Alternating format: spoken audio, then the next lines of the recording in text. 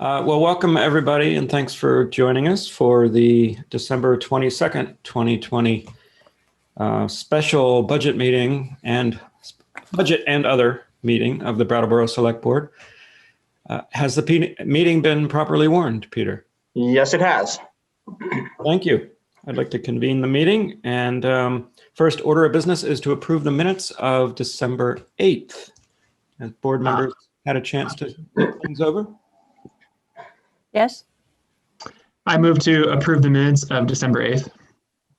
Thank you, Ian. Ian has moved to approve the minutes of December 8th. All those in favor, board members, please raise your hand. Say aye. Aye. Aye. 5-0. Thank you.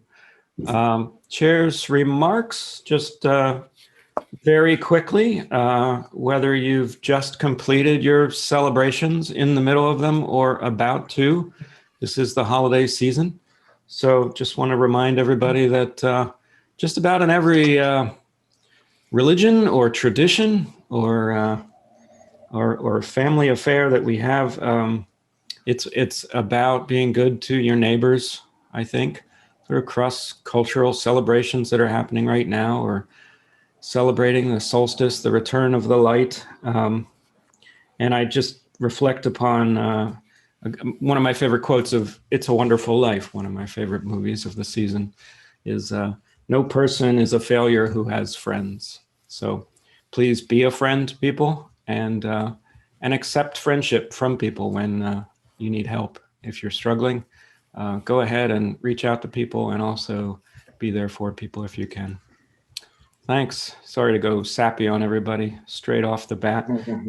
But next up is manager's comments. I'm sure we'll correct our course there. Don't worry, Tim. I'm going to go sappy too. But before I do that, I've got two comments tonight. And unfortunately, I get to play pretend meteorologist for the second time in a row. Last week, it was with the news of the big snowstorm. And that prediction certainly came true. The real meteorologists are now warning us of some very heavy rain, and hours and hours of extremely heavy rain coming on Christmas Eve, overnight into Christmas morning.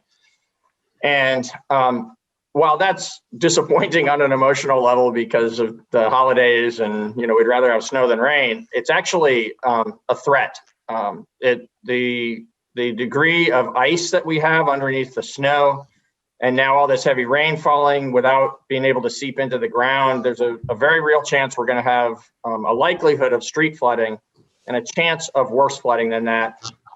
We're staying in close touch with the folks who, know these things and track these things and give us good emergency management information. Our field crews are at the ready in terms of what might, action that might need to be taken on Thursday and Friday. But we just want to make sure the public is aware that it's not just a forecast for a rainy day. It's actually a potential threat. And given that it is during the holidays, there's probably going to be mostly people staying home anyway, we would expect. But we want to urge people to plan to stay home, not be out on the roads unless you need to on Thursday afternoon and Friday morning. Hopefully by midday Friday, the weather will be clearing and we won't have had any damage in the area. That's the weather report. The part where I'll model your sappy behavior is I want to take a moment and in all seriousness, thank Chief Fitzgerald, who's in the meeting this evening. He's going to be speaking to us as part of the business of the meeting a little later on. But at this moment, I think it's appropriate that we pause, and I want to apologize to Gunny and say, one more casualty of COVID-19 is that at a moment when we ought to be celebrating your service to the community, you'd be standing, we'd be clapping, that it's not possible to do that here on Zoom. But we do know of what you have given to this community over the last 2 decades as a police officer for more than 20 years here, and the final 6 of those as our police chief. Your leadership has been excellent. Your dedication has been continuous, and we really appreciate all that you've given of yourself to our community. So thank you. Thank you, Peter. Sure, we all agree with those sentiments and those thanks. Fellow board members, this is your moment for committee reports, comments. Brandy. Liz, somebody's peeking out behind your curtain. Oh. It looked very funny for a minute. Oh, really? Oh, Yeah, we have quite a cast of characters over here. I was gonna say. So, as we know, last night was solstice, and also the conjunction of Jupiter and Saturn. And of course, as always, when there's wonderful sky events, it was super cloudy. However, tonight I think is going to be a little bit more clear. And while this event happens every 20 years, they will not be this close together and this bright again until 2080. And I don't know how many of us are going to be kicking around in 2080, but in case you think you might not be, you might want to try to go outside tonight. I think it's the southwest of the moon, but a quick Google Yes. would be much better than a Brandy guesstimate on where the planets are. So I just wanted to give that reminder and hope that everybody finds a way to find hope and comfort over these next few weeks as we move through a very different holiday season than we are used to. Thanks, Brandy. Anyone else? No? Okay. So we'll move forward into public participation. This is the time when you could speak to something that's not on the agenda. We do have a few pieces of business on the agenda, but this is just an open period for the public to let us know about things, ask questions that usually we can only give cursory answers to, or whatever, let us have your criticisms. To do that, you can click on your participants button in the lower area of your Zoom screen, and that brings up the list to the right, and on that list is a raise hand function, which someone usually demonstrates just as I'm saying that, but I guess there we go. Thanks for doing that with the prodding. And oh, we do have someone who raised their hand. They're either demonstrating or they would actually like to say something. So I'm going to open it up to Scott Sparks, if you'd like to jump on and participate. Hello. Whoop, we can't hear you yet. Yeah, hello. Yeah. Hi, I'm Scott Sparks. I own Vermont Epicurean on Flat Street in Brattleboro. And I'm here because I want to request or figure out how to get a town to put on the town meeting agenda the way to vote for whether a cannabis store can be in town or not. You've come to the right place, You're in Scott. luck tonight. That's actually on our agenda for tonight. Great. You may have known that, but I appreciate the foreshadowing for what's to come soon. And yeah, we'll be addressing that just actually in a few minutes. So if you'd like to come on and when I ask for public comments while we're discussing that, once again, you're welcome to. Sure. Thank you. Yeah. So hang on. Again, public participation. So if anybody has a hand they want to raise, and we have our regular has raised his hand. Gary, you're welcome to join us.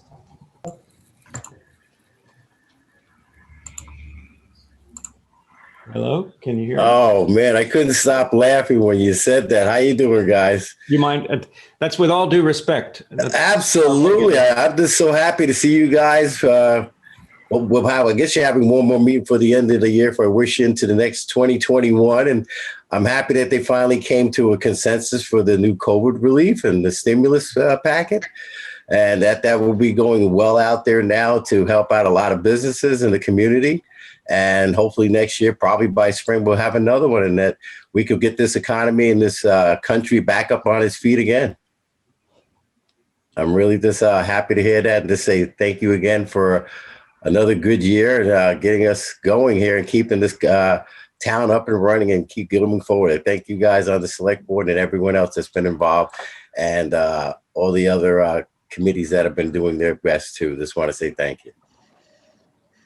Thanks, Gary. Happy Thanks, holidays to you. And I do want to let Thanks, you Gary. know that despite everyone getting used to this select board meeting every week, we're actually skipping a week next week, which will be very nice, I think, at least for us. You'll have to watch something else on Tuesday nights, all of our faithful They fans. can watch a rerun. Yeah. What's your Sort of favorite episode? best of 20. Do we have a greatest hits? Yeah, Yeah, and you'll be able to Tim, use you that could little- make a little movie of that. that's right. Come on, Tim. Yeah, Tim, you got it. I'll set something to music, whip something up. Oh, A please gaff do it. reel. Little Please music. do. All right, so I think that does it for public participation.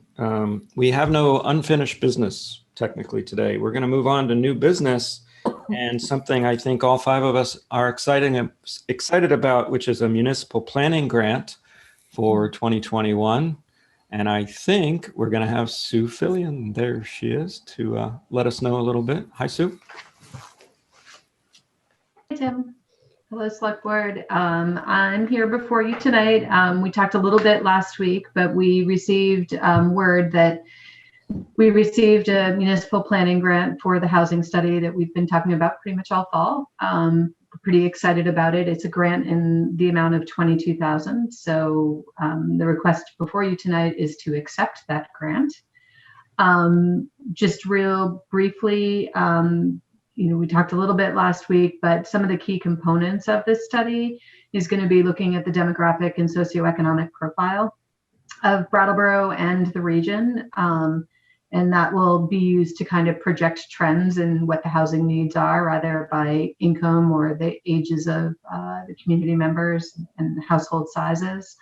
There'll be a supply analysis where they're going to look back, probably over the last 5 to 10 years, looking at things such as vacancy rates, cost of housing, age of housing, short-term rentals, continuum of care needs, and what those have been over the last 5 to 10 years.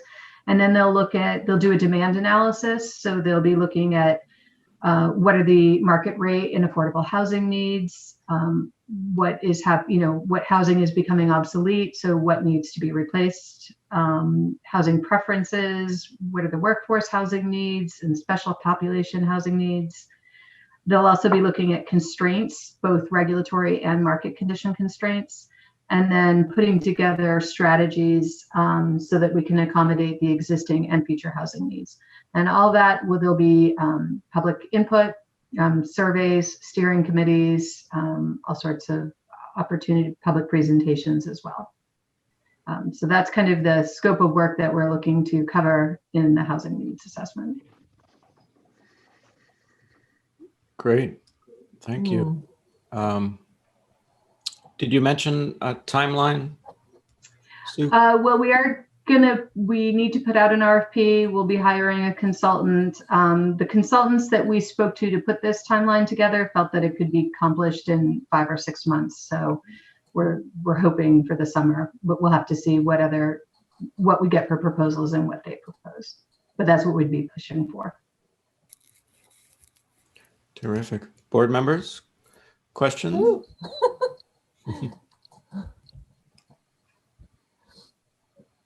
Liz. Well, thank you to Sue. It is something that we have talked about all fall, and we are all looking forward to it. So I'm ready to vote. Mm-hmm. Yeah, absolutely. And I'm glad you mentioned the short-term element, because it is something that I'm interested in trying to probe a little bit more of what those effects are, as well as needs as far as like number of bedrooms, things like that. I'm curious. I think I know the answer, but we'll see what types of info they come up with. So anybody want to ask another question or throw out a Liz? I move to accept and appropriate a municipal planning grant in the amount of $22,000 from the Vermont Department of Housing and Community Development. Thanks, Liz. Liz has moved to accept and appropriate a municipal planning grant in the amount of $22,000 from the Vermont Department of Housing and Community Development. All those in favor, board members, please raise your hand, say aye. Aye. Aye. Thank you. That's 5-0. Thank you, Sue. Thanks, Sue. Thank you, everyone. Happy holidays. You too. Aye, Sue. You. And next we go into the potential opt-in vote concerning retail sale of cannabis. I think Peter's going to give us a little background. Thank you. So the state legislature has been considering for several years now the possibility of legalizing commercial cannabis in Vermont. They took a lot of testimony. They studied what had happened in other states, different successes and failures in other states about how cannabis had been brought forward for legalization and commercial activity. And this past year, towards the end of the legislative session last spring, adopted Act 164, which in fact sets Vermont on a path for the commercial retail sales, legal retail sales of cannabis. In the act, they were explicit that the activities related to the sort of supply chain and commercialization of this activity, other than retail sales, are to be allowed in every community of the state, that no municipality can prohibit any of the other activities, the growing, the processing, the distribution. That has to be allowed in every community. It can be regulated and will be regulated in communities like Brattleboro that have zoning. Not all Vermont towns have zoning laws, but where we have land use regulations that apply to what kinds of activities are allowed in which parts of town, those regulations will apply to the various other types of activities related to the cannabis trade. But specifically related to retail sales, the legislature took the opposite approach. Rather than saying everyone must allow it, they indicated that it will not be allowed in any municipality until and unless that municipality has a townwide vote that says yes to opting in. They use the terminology opt in or opt out. And there was a lot of discussion at the legislature about whether it should be allowed in all communities unless there is an opt-out vote, or whether it should be allowed in no communities until and unless there is an opt-in vote. And the legislature chose to create an opt-in process. So what's before you this evening is my recommendation to you that you agree to place on the warning when we bring you the warning in January for the upcoming town meeting process. There'll be, as always, a portion of that addresses the ballot for March 2nd on town meeting day, and a portion that addresses the agenda of items for representative town meeting. And in compliance with what the state, the Act 164 requires, this would be a townwide vote, not a representative town meeting item. So what I'm suggesting to you is that it would be appropriate to include on the ballot on March 2nd the question of whether or not Brattleboro will opt in and be a community that would allow retail cannabis sales, so that we will know the will of the people of Brattleboro on this question. The reason I think that's important is that there is a process that we would go through locally in terms of our own regulations, but also be a participant in the state's process in terms of them creating statewide regulations around this.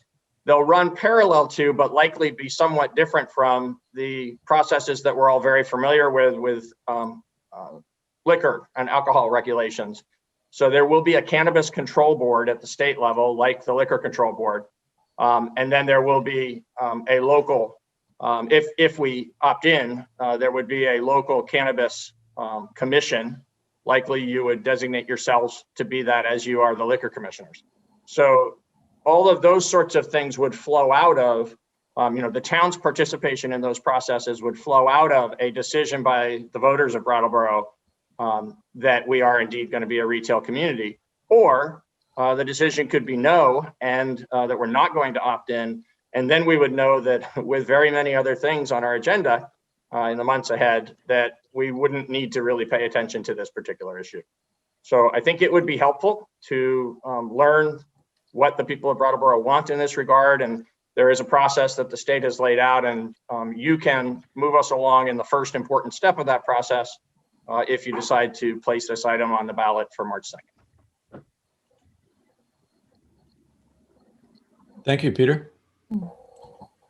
I'm sure we have a couple of members of the public that want to chime in, but first we'll hear from the board if they'd like to speak. Liz? Just wanted to clarify that this is a binding vote. I'm sorry? It's a binding vote. It is a binding vote. It doesn't bind to any particular follow-up actions, but it's binding in the sense that it would make legal in Brattleboro, effective in October of 2022, the retail sale of cannabis, subject to the regulations that will be developed statewide and locally in the intervening year and a half. Thank you.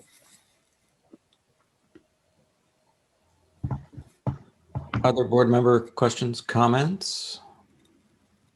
Not quite yet. Ian? Yeah, I think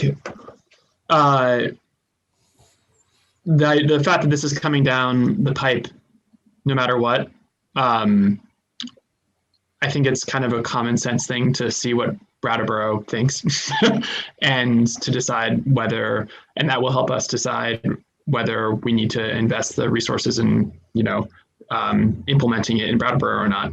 So yeah, I think it makes a lot of sense to put this on the ballot and see where Brattleboro stands on it. And that's without giving any kind of opinion either way. I just think giving the people the voice here makes a lot of sense.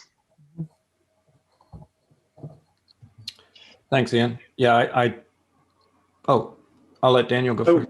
No, go ahead. Oh, I was just going to say, I tend to agree with Ian's assessment there. There's a lot of issues to consider. One of which, for me, kind of bugs me, is this opt-in status that we've been handed. It wasn't really what we were hoping for, along with it certainly is not the model of local taxation that we were hoping for and fought for pretty clearly at the state level. But Brattleboro is in a much stronger position than some towns because we do have our 1% local option tax. Many other towns do not have that, which would, it's completely unclear what kind of revenue figures those would be for the retail level. It's very dependent on what ends up being here and what kind of sales happen, but it's certainly a better position to have the 1% in place now than many other towns. So. Mm-hmm. Daniel, do you want to? Yeah, thanks. That was along the lines of where I wanted to kind of go. I hope that, I think it's appropriate, obviously, given the way that this law is crafted, that the voters of Brattleboro are able to, to make a choice. I hope that in the process of making that choice, that there will be a great deal of factual information out there to help people make that choice. Obviously there are various different camps. I'm not sure what our role will be in putting out facts about this, but certainly I know that people will be interested in how this would bring revenue, where things could go, where things couldn't go. And so where appropriate for the town, I hope that we will, make that information available in advance of the town meeting day vote. And yeah, and we'll see what the people have to say. And I hope that, you know, we know historically that the numbers of people that vote on town meeting day is not representative of the entire town. It's more like, what, like 15%. And so I hope that people will learn that this is on the ballot, and will get informed, and will tell us their thoughts on it, so that we can do the will of the people. All right. Thank you, Daniel. If no other board members want to jump in, I'm going to go ahead and take a couple community members. Cassandra had her hand up for a little while, so I want to welcome her. Hello. Hi. I was just waiting for everything to set in. So I really appreciate kind of getting a heads up that this was on the agenda. And I know that I sent something to all of you, so I'm probably just going to reiterate what was on there. I will add that the state Cannabis Control Board is not developed yet. They don't have the players yet. There's not an executive director. They're not expecting one until early 2021. And those will be the people who are in charge of determining how to actually put this act into play throughout the state and throughout the community. As I expressed in my email, my concern is that we're asking our town residents to vote without any real information about what they're voting on, because they haven't actually at a state level figured out how this is actually going to play out on a local level. So,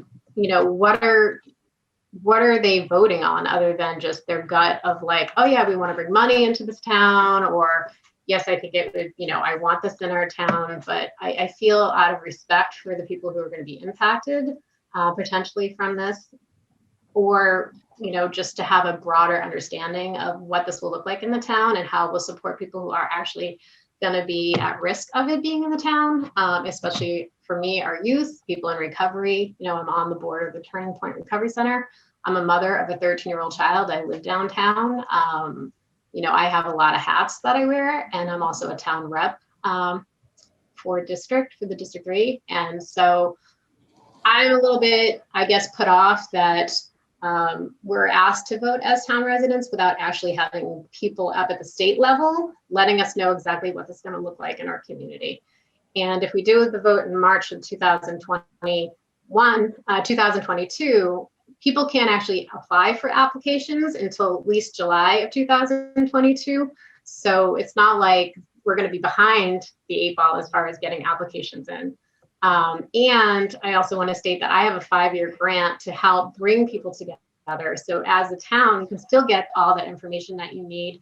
It should be, both sides, as far as people who have concerns, people who are excited about the benefits. I think there's an opportunity there to not necessarily have like the official committee or commission group, but to have a working group to really gather all that information so that we can inform the residents about what they're voting on. So I really want people to be fully informed about this decision, because it's going to have permanent, impact on this community, positive or negatively. And we're asking them prematurely, I think, to be voting this early on when there's really no need to vote this early. And there are resources to help you along the way so that you have all that information as a select board, as a town. So, and I would love, Scott has been, I know Ricky speaks highly of Scott. Ricky, when he was working as the director of the Boys and Girls Club, there are very responsible retailers here in the community. There's also retailers that are selling dabbing products, which is like 90% THC, and you use butane torches and like glass pipes, and 22% of young adults just stated that they were dabbing. So, it's just something that we also have to be aware of. Though there's retail, there's also all the other stores that can start to sell all the paraphernalia involved with that. So what are you going to do about that as a town? So there's so much to be thinking about, and I just want to be thoughtful about it and be proactive versus reactive to this new act. So thank you, and I'm happy to answer any questions and to also hear from you about your thoughts on what I just shared. Thanks. Thanks, Cassandra. board members want to chime in at the moment on that, or should I take? I'd like to hear from Scott. Okay. Scott, you're welcome to join us.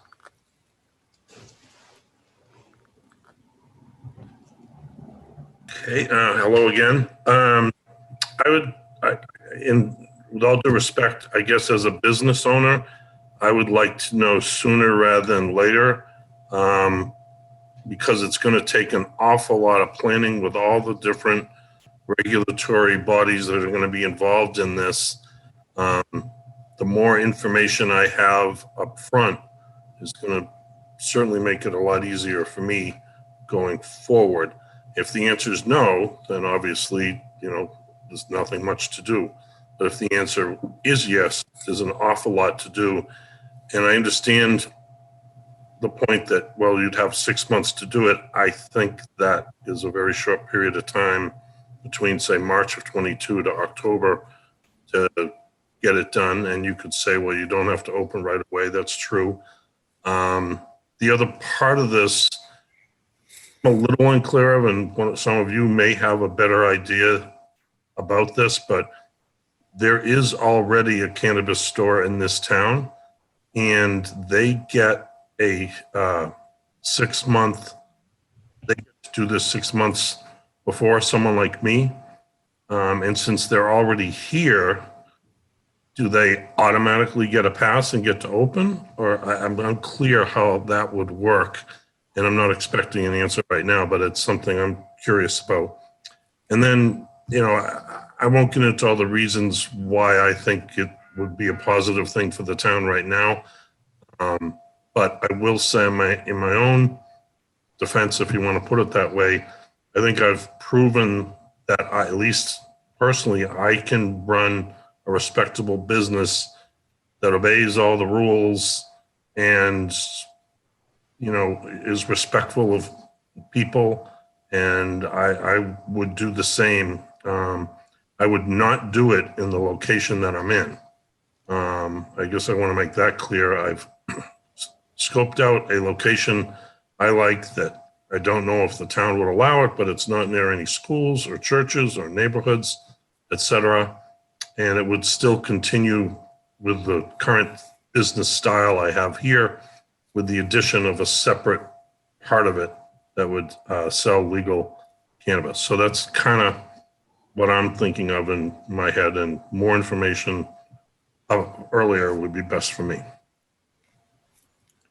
Thanks, Scott. Hey, before Peter responds, would you mind just filling anybody in who might not know what business you own currently and what you do? Hang on, you've just been put on mute. Let me just. There you go. Okay, sorry. So my business is Vermont Epicurean. I'm located on Flat Street, right behind the Latches Hotel. They're my landlord. What I sell is Vermont hemp products from Vermont hemp farmers. And I probably buy from about 20 to 25 different hemp farmers. 3 of them, well, 2 in Guilford and 1 in Brattleboro, as well as others through the state. I primarily sell CBD products, which stands for cannabidiol. People buy it primarily for a few reasons. Pain relief is one, and then stress, anxiety, sleep problems, etc. It does branch out to other things too, but those are the basics. In addition to that, I do have some grow supplies in my store as well, which I would like to expand that offering in a different space going forward in the future as part of a bigger business. Thanks, Scott. I think that helps fill people in. And Daniel, Peter wanted to jump in, but do you want to go Yeah, first? this is real quick. I just think that it's appropriate that Cassandra also states her interest in this. We know who she is, but I'm not sure that the public heard that. Sure. Good point. Cassandra, if you're by the computer, you're welcome to. Maybe in the meantime. While she's coming back up, all I wanted to do was, she's back. Go ahead, Peter. I can wait. I just wanted to confirm a fact that I think most people in the meeting probably wondered when Scott Sparks mentioned about there's already somebody selling in town. That probably sounded kind of odd given the whole context of the conversation tonight and X 164. There is a medical marijuana dispensary in town that actually has been operating for several years now. And so there is marijuana, cannabis products being legally sold in Brattleboro at this time, but under much stricter controls than what are envisioned for retail sales. Thanks for that clarification. Cassandra. Yeah, so I am the director of Building a Positive Community, and we do work around youth empowerment, resiliency, and a big part of what we are and what we are, kind of the roots of what we do, is substance use prevention, just reducing the harm of substance use in the community. I'm also on the board of Turning Point Recovery Center. And the State Department of Health received a 5-year grant. We had a grant before, and I mentioned that in the past, how we can help support you all. And that grant is to help towns and municipalities to kind of work on their policies and to talk with stakeholders and to gather information. We are not allowed to grassroots lobby, so we're not able to take a side. If you're asking me, Daniel, to take a side on it, I cannot, but I can give you the information that I know from the prevention lens, and then you all decide how you're going to use that. You have seen me come in the past. I usually tell you kind of what best practices are used to reduce the harms in communities when substances are, part of the community. And so that is what I'm able to offer. There's also Prevention Works, which is who made that handout for all of you. And that is kind of like an umbrella support to the Prevention Coalition. So fortunately, there's a whole workforce up in that area, kind of getting as much information as we can, because clearly we're trying to get ahead of the 8 ball as well on all of this. And so that is, how I'm kind of showing up, and hope to continue in the conversation. We also have funding. Are hoping to do something with the Commons, like a panel of all different kind of opinion, thoughts on the topic to help the community be educated on what this means for the community with whatever information we have. Obviously, I will be here through the process with all of you, but I will not have that much information by March because there's not going to be a lot coming down from the state, which is also why it's hard for me to see it pass and then not, we can educate the community after the fact, but I don't know how receptive they'll be once they've already determined that it's a go. So yeah, so that's that, and Okay. I don't know if there's anything else on that. Thank you. Thank you. Board members, unless you have an objection, I'm going to take a couple of more community hands. Malika?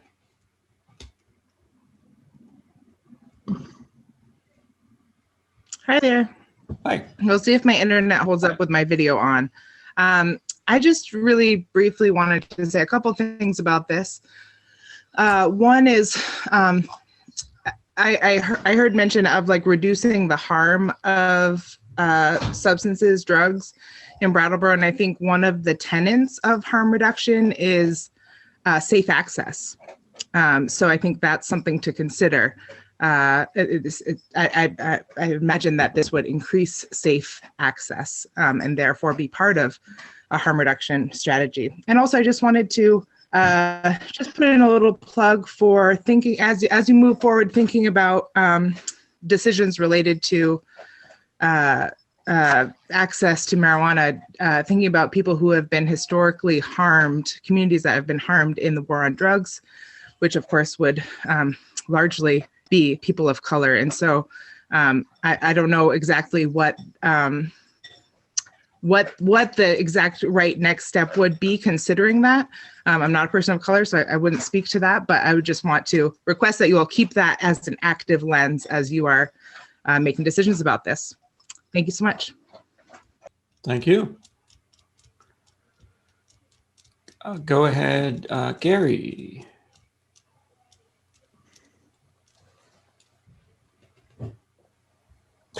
Yeah, hi. I guess I just wanted to mention, I think what everybody here is saying, but I think education is very important about this. I recently had back surgery and I'm beyond any type of help as far as they were concerned at the hospitals. I had aqua therapy, physical therapy, everything. And at the time, it got to a point with pain management up at Dartmouth. Uh, and getting the marijuana card took a lot of stringent efforts to get that to help out. Now, this type of thing that they're doing, I think these people are understanding not just the people out there, but also what this entails, the pros and cons and the do's and don'ts, the state level and federal level on this, to understanding what it is that we're getting into and where it's going to take you and what it's going to do, the impact as far as not just with people that need this medicinally, but for people with, serious, back injuries or depression or whatever have you. So I think setting that information out, like Daniel said, and like Cassandra said, is good to have. I mean, I know the gentleman, Mr. Sparks, is interested in get up and running, but a lot of people don't know the impacts in many different levels that this has, not just for the community, but for people that are in need or people that, you're dealing with also with a community that has a serious drug epidemic too and problems. That could be a trigger for some people. So I think people really need to know what this is about from the state and legislative level before I guess we get into the meetings. Because I got a lot of paperwork before I had to sign up for my marijuana card. I mean, you're talking like all this information that you can't like 38 pages. You had to read it. And it was stringent that you had to abide and adhere by. So even with the store owners, educating also the people that are coming in, you don't have somebody just come walking, hey, can I get this? Boom.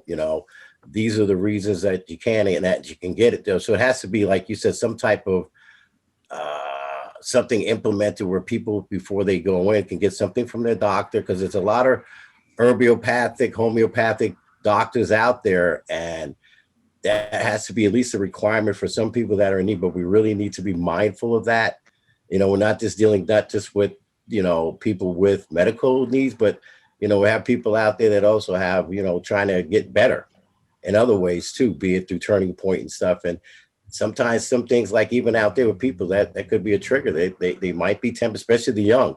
I mean, they can go anywhere. If I can't get it here, I'll go to Mass. I mean, there's so many things we need to educate ourselves first before we say, okay, let's do this. Then make that final decision. Okay, is this something that we need to go forward and do? And not just say, okay, this is going to help out financially. We got to think about, okay, is it going to impact this other person financially? Is this going to set them back, going back into recovery again? So even with that, that's just something that needs to be, I think, thought about too, added with that, and to really think hard, before we go forward too. Thank you.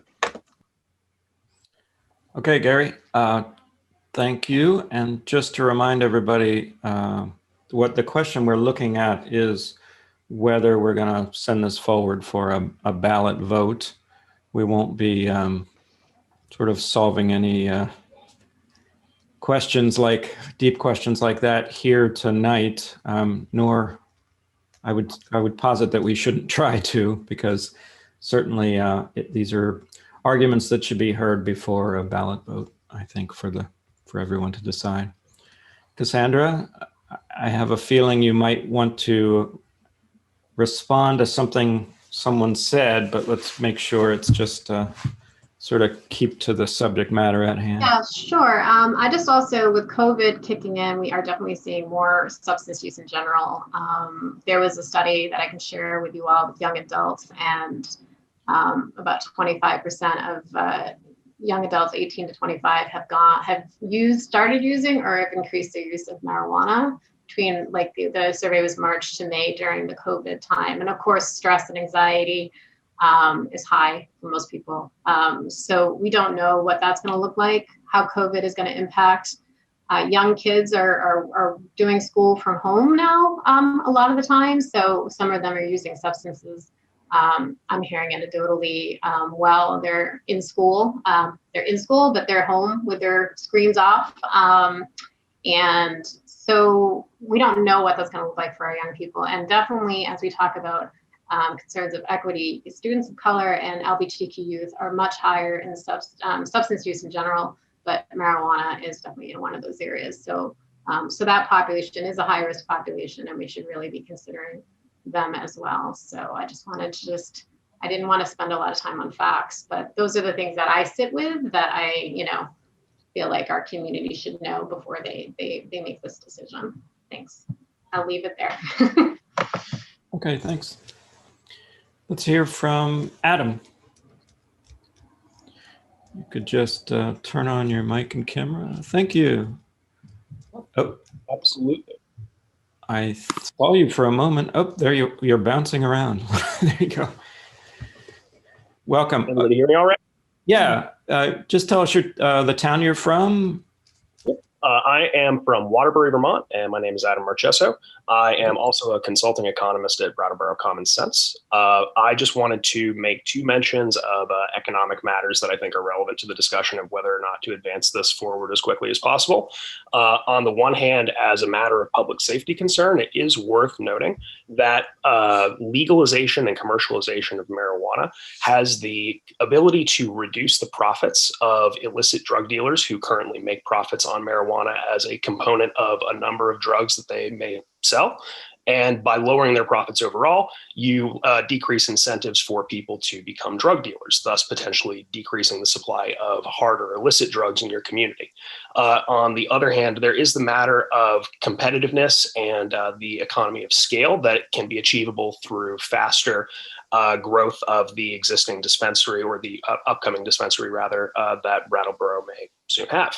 The longer that it has to sell its now legal product ahead of the market, ahead of other towns that are deciding on the process a little more slowly, the greater potential it has to profit, to pay higher amounts of tax revenue to the town, and to be a disproportionate player in the market in the area.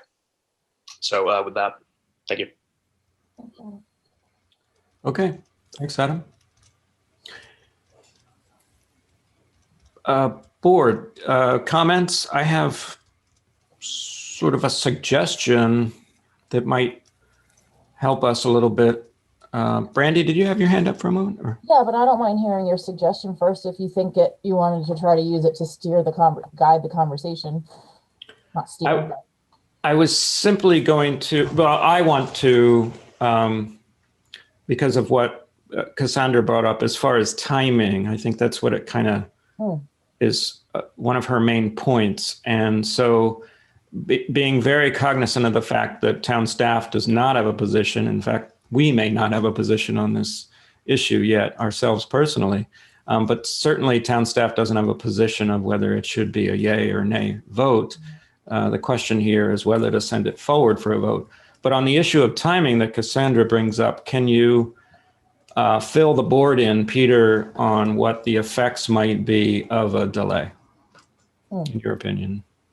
Yeah, I think I could speak probably better to what I see as the advantages of an earlier vote than necessarily impacts of delay. Maybe that's the same thing, but the reason I have chosen to bring this forward and ask you to consider tonight putting it on the ballot on March 2nd is because I think as much advance notice as possible is in all of our best interests.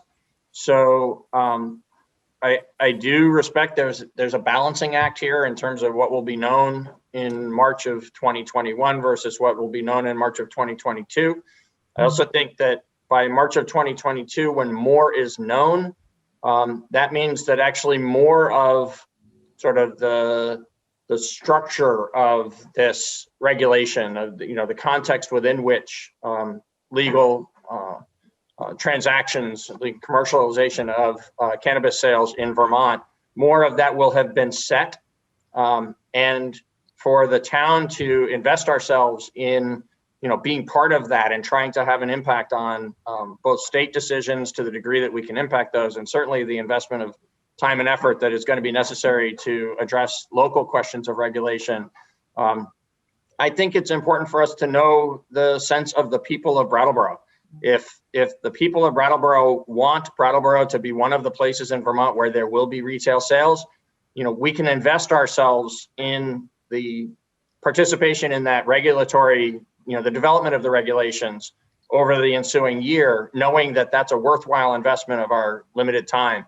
We've learned this year, in dealing with a handful of really significant issues, that choosing where we spend our time is not unimportant. That matters in terms of what we're accomplishing together in service to the community. So I think this is a question that will, by getting it settled sooner, will either tell us that the community doesn't want this, and so we'll freely pay attention to other things, or it'll tell us that the community does want this and we'll devote time to this effort in a sort of thoughtful and purposeful way, as opposed to more of a defensive manner of trying to be ready for a vote that may come the following year. Thank you. That helps me, at least. I think Brandy had his hand first. Thanks. I definitely hear Cassandra's concerns. There needs to be a lot of rollout of information available to teachers, to us, to everybody, to the public, and I hope that we do a really good job of that, even if that means simply sharing out state information or coming up with our own way.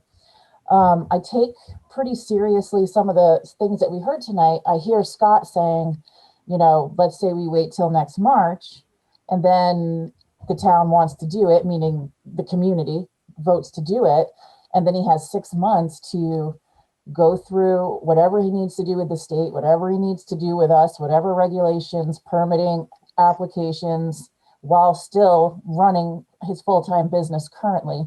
That feels really short to me, that kind of a timeline.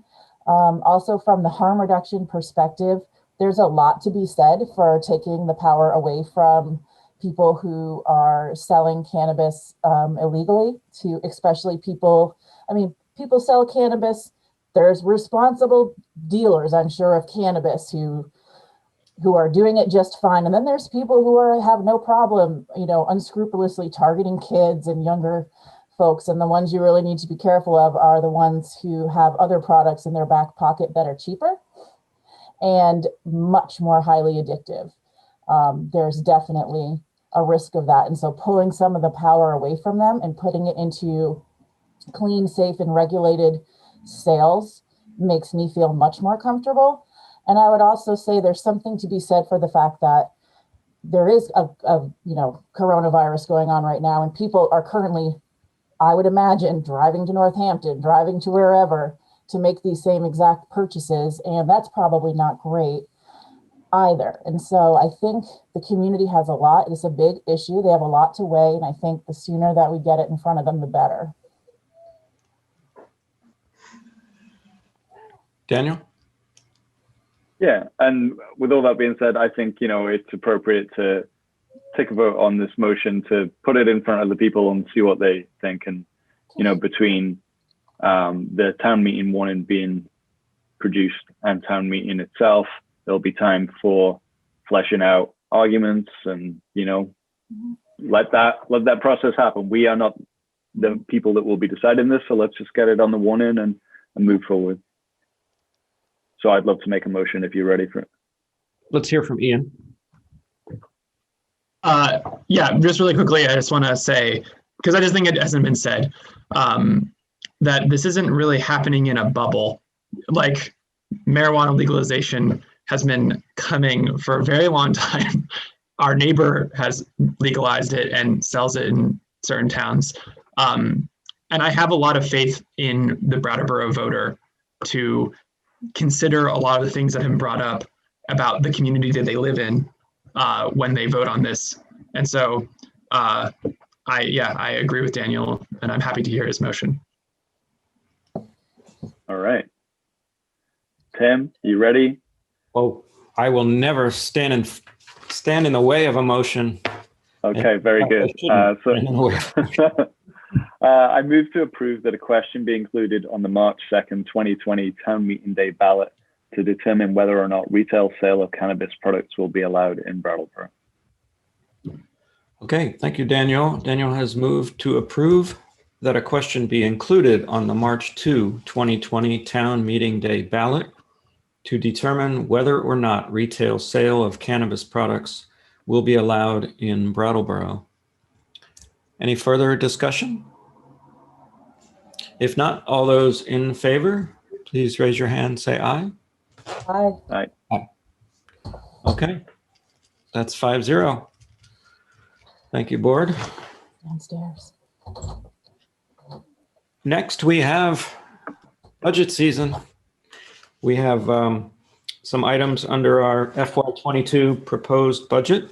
And first up is going to be our fire department. So board members, you should have your blue books at your side, and Peter's going to frame things up for us, I think. Sure. So as the chief and assistant chief come on to the screen, I'll let you know that the fire department budget in its entirety is on page 11 of the budget books. So for the select board members, that is actually a notebook that they're physically looking at. For folks who are following along at home, the budget is available on the town's website. You can go over to the right side of the homepage, click on the FY22 proposed budget, and actually click on the staff's proposed budget when you get into that subpage. That'll take you into the book that we're looking at, and you want to go to page 11 of that book. It's a 19-page line item budget, and tonight we're going to be looking at pages 11, 12, and 13. Thank you, Peter. Welcome, gentlemen. Thank you. Just before we get started on the budget, I'd like to echo Town Manager Elwell's words and thank Chief Fitzgerald for his service to the town and to the fire department. I've worked with him for many years, and despite our friendly jabs at each other over fire and police and who's better, it's truly been an honor to work with him. He's been a good friend, and I wish him all the best. So with that, I'm going to start by just giving you a very quick snapshot of the fire department structure, and then Assistant Chief Howard's going to go over some of the high points of the budget with you folks. So the fire department is made up of 25 career staff members. There's 21 personnel on shift that they make up 3 platoons of 7, and they work out of 2 stations. A full shift is 5 people at Central Station and 2 people at West Brattleboro, and we never go below 6 working at one time. They work a 24-hour shift, and then they have 48 hours off. The chief, the assistant chief, the fire alarm superintendent, and the administrative assistant work a 40-hour week, and we round out that staff of 25. We currently are down to 6 call staff members that supplement the career staff. One of the important notes that we're very proud of is that we have 7 staff members that are advanced emergency medical technicians, and we have 1 staff member that is now a paramedic. These folks are able to start advanced life-saving tasks at the scene of a medical emergency, and this greatly improves the patient's chances for a better outcome or survival of their incident.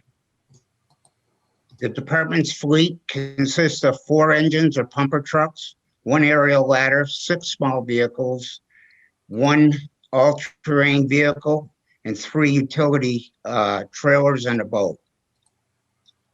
The average annual maintenance cost of one of these large vehicles is $6,000. We belong to 2 mutual aid associations, the Southwestern New Hampshire District Fire Mutual Aid out of Keene, New Hampshire, and Tri-State Fire Mutual Aid out of Shelburne, Mass.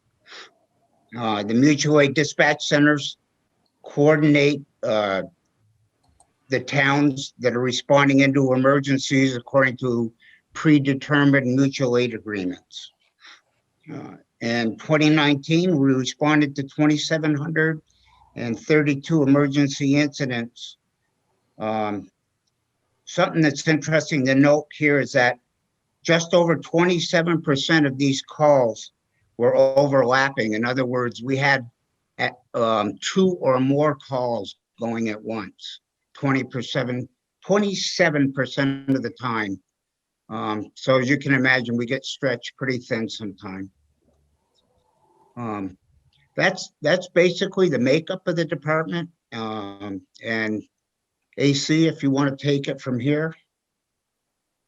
Yes, good evening, everybody. And I just want to echo Chief Picassi. I want to thank Chief Fitzgerald for his years of service and leadership that he's taught me. And I hope to carry his leadership forward with the things that he taught me. Thanks, Chief Fitzgerald. Tonight I'll cover, just go over the line items that we've increased. And the first one is the equipment line item, which is up 20.5%. or an increase of $4,000. And the biggest reason for this is our hose.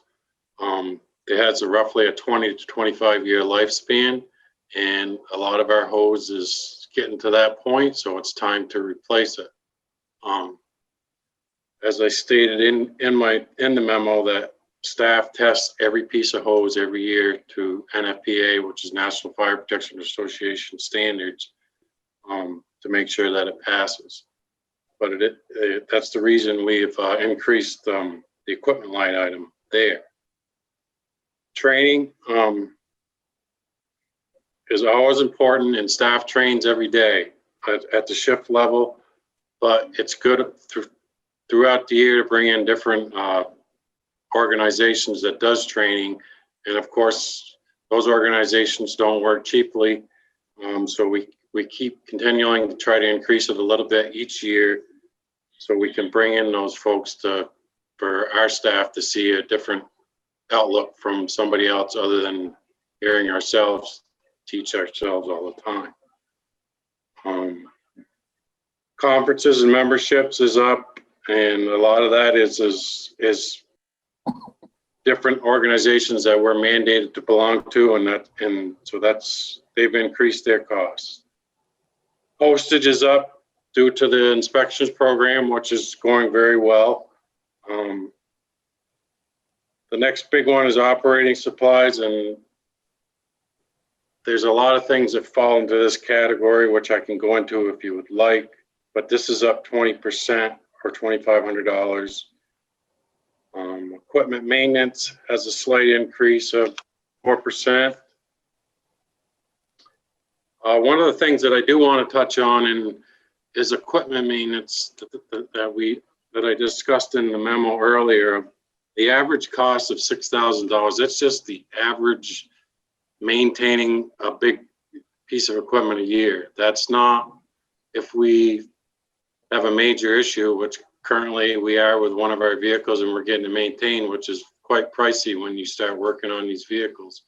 So that's why you notice that our equipment maintenance budget is high, but that's the reason why. And I don't want to, the road conditions, which we all know are not the greatest in town, that not only has effect on people traveling them every day, but it has an effect on our vehicles as well, because these trucks are going up and down, well, for instance, Western Avenue or Canal Street. They're going up and down these roads every day, multiple times, and the condition of the roads makes it it affects the suspension and everything else in these vehicles, and as you can imagine, it's expensive. Those are the main increases that we have, but I'm happy to answer any questions that you folks may have on any of the other items or these items.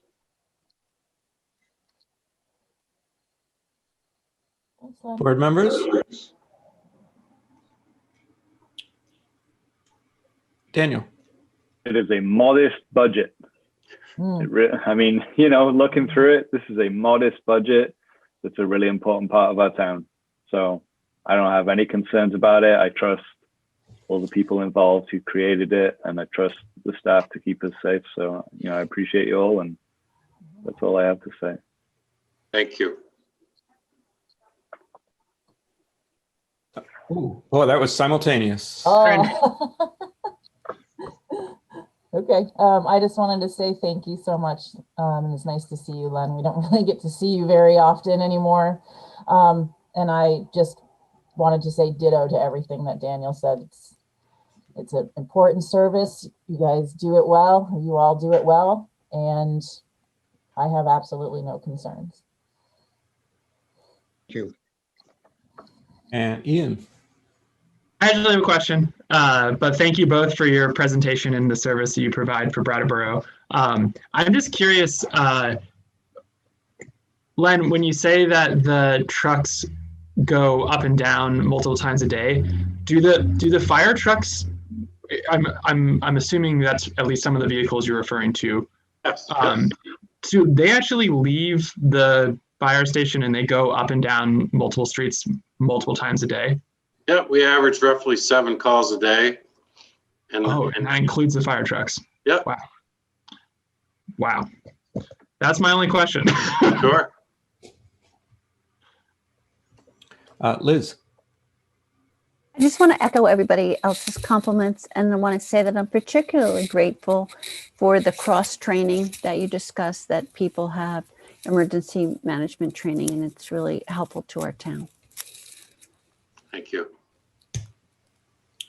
Thank you, Liz. And I'll echo all the echoes and say that, yes, thank you. I mean, the overall increase is 2.8% and salaries increase is 2.9, which is, of course, the bulk of the costs. So, you know, you're keeping things down when you can, and we certainly appreciate that as taxpayers. It was a tiny line item. You mentioned, I think, the mailings going up because of the inspection program, but that reminded me just to ask you of how those costs versus revenue is going, because we're passing along those costs to landlords, as everyone knows. We're doing well, Tim, with that line item. Obviously, COVID has affected the inspections as well as it's affected everything else in life too. So yeah, we slowed them down. We stopped them once, we slowed them down, picked them up again, but now we've stopped again. So, but for the most part, we've got the first district done. We got a little bit left, but we're sitting in pretty good shape and getting ready to go into the next zone. So. Great. Thank you. Well, any other questions, observations? Peter, anything you want to throw in about the? No. Okay. He has a question. He's muted. He's muted. No, I'm sorry. I was just signaling to Patrick that I needed to be unmuted. So I'll be ready as we make our transition into the police. But thank you to both the chief and the assistant chief for effectively presenting fire. Yes, thank you, gentlemen, both. Good night. And just a reminder, Peter, I think I have that power now too, but I'm not nearly as quick as Patrick is. So everybody have a good holiday and thank you. Thank you, you too. Take care. Thanks, Mike. thank you, gentlemen. Okay, we are moving on to police. Which begins at the bottom of page 12. The police department budget includes both the police line items and the dispatch line items that immediately follow the police line items. So we're going to begin at the bottom of page 12 and then finish over at the top of page 14. And there's Chief Fitzgerald now. Chief Fitzgerald, your name has been invoked quite a bit this evening. Yes, it has. Can everybody hear me okay? Yes. Yes. And Captain Okay. Carrigan, welcome as well. Well, thank you very much for all the kind words. It's easy, and I mean that sincerely. The town, they realize what a good team that the town manager Elwes has put together. But I don't really think they fully understands the depth of that team and the teamwork that goes into absolutely everything. And when we have our meetings, whether they're scheduled or because of events that warrant us to get together, it's truly something to watch and just be amazed at how everybody contributes. It's not just a police matter. It's not just a fire matter. It's not a DPW matter.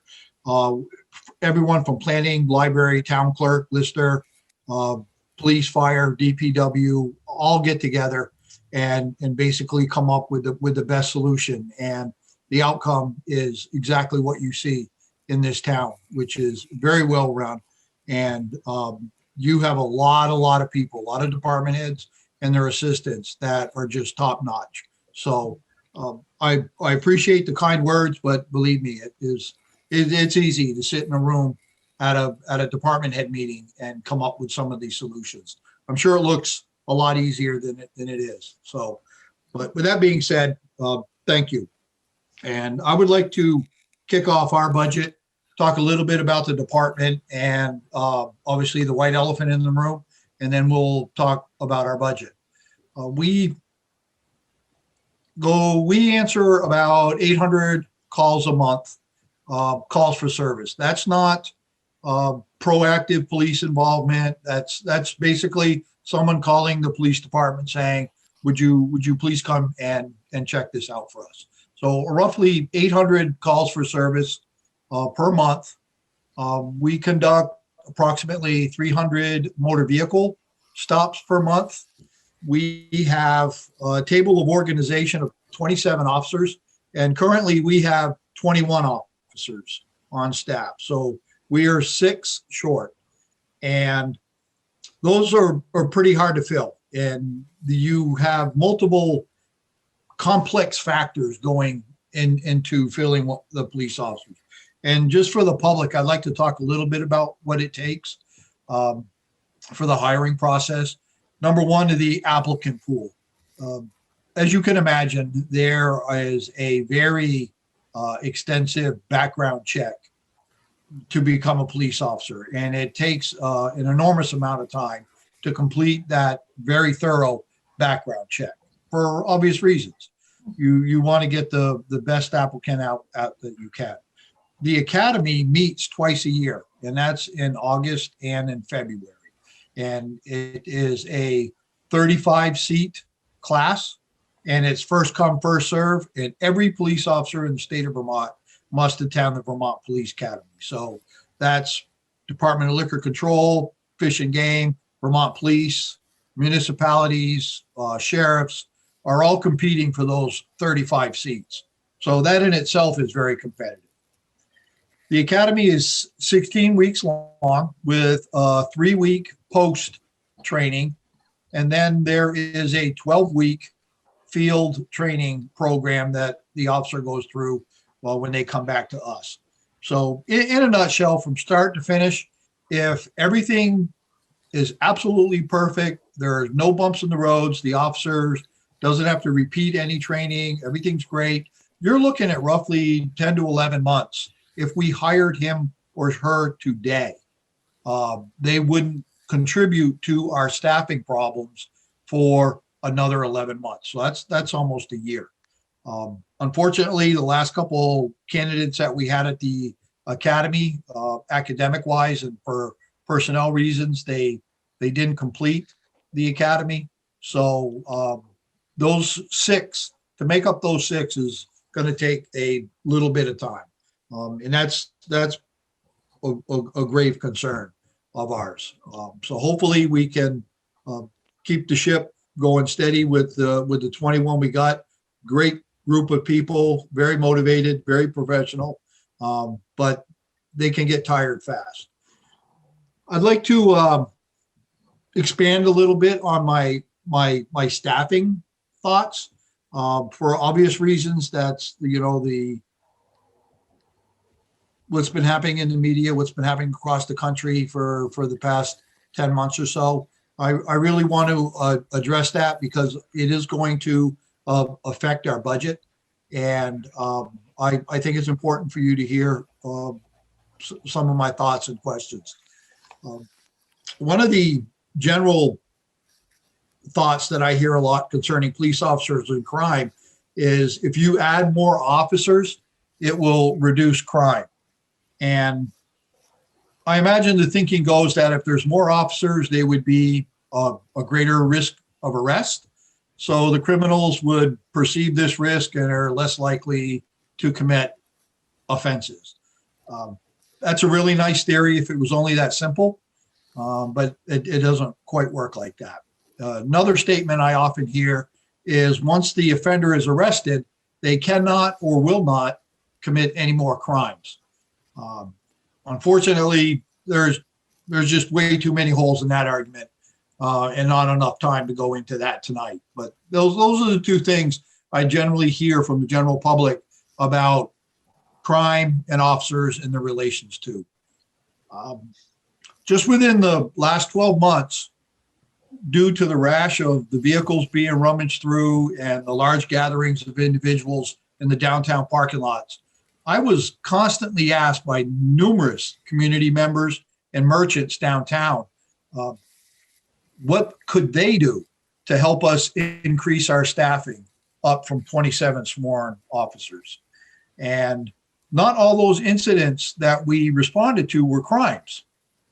However, we were still called upon for solutions to their frustrations.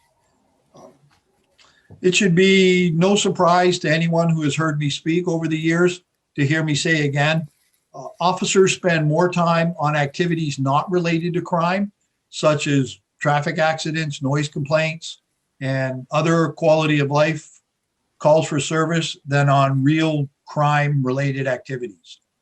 However, responding to those non-criminal incidents is what the public expects us to do. Given that most incidents we respond to are not crimes, it'd be surprising to me if we increase staffing and it would actually result in a reduction of crime. With that being said, it does not mean we can reduce our numbers without consequence.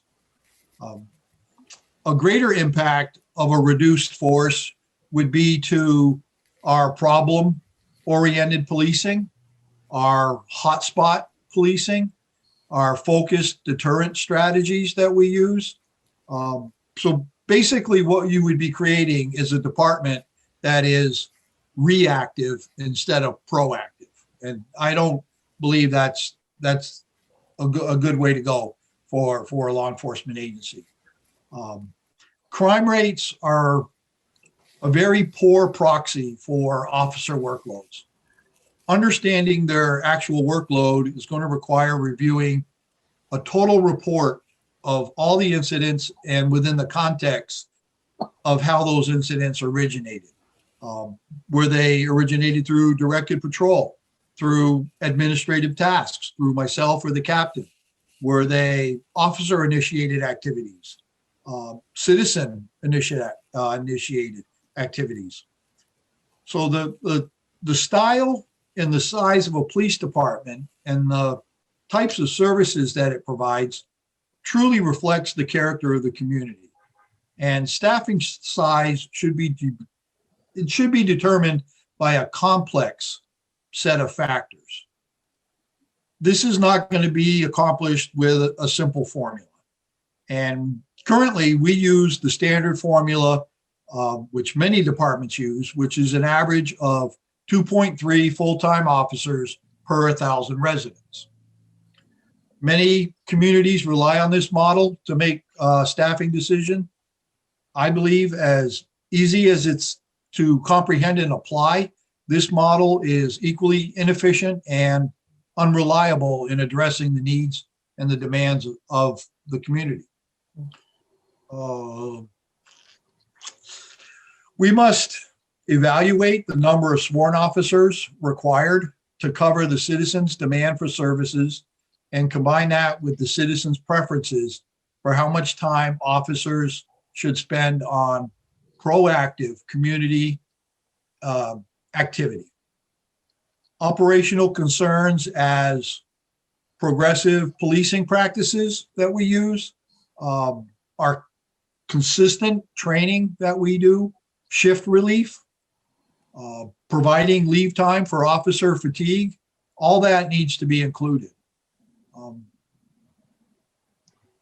Unfortunately, by default, we have been required to fill the void that's been created from funding cuts and social and medical welfare systems, which has put us in a very unattainable position.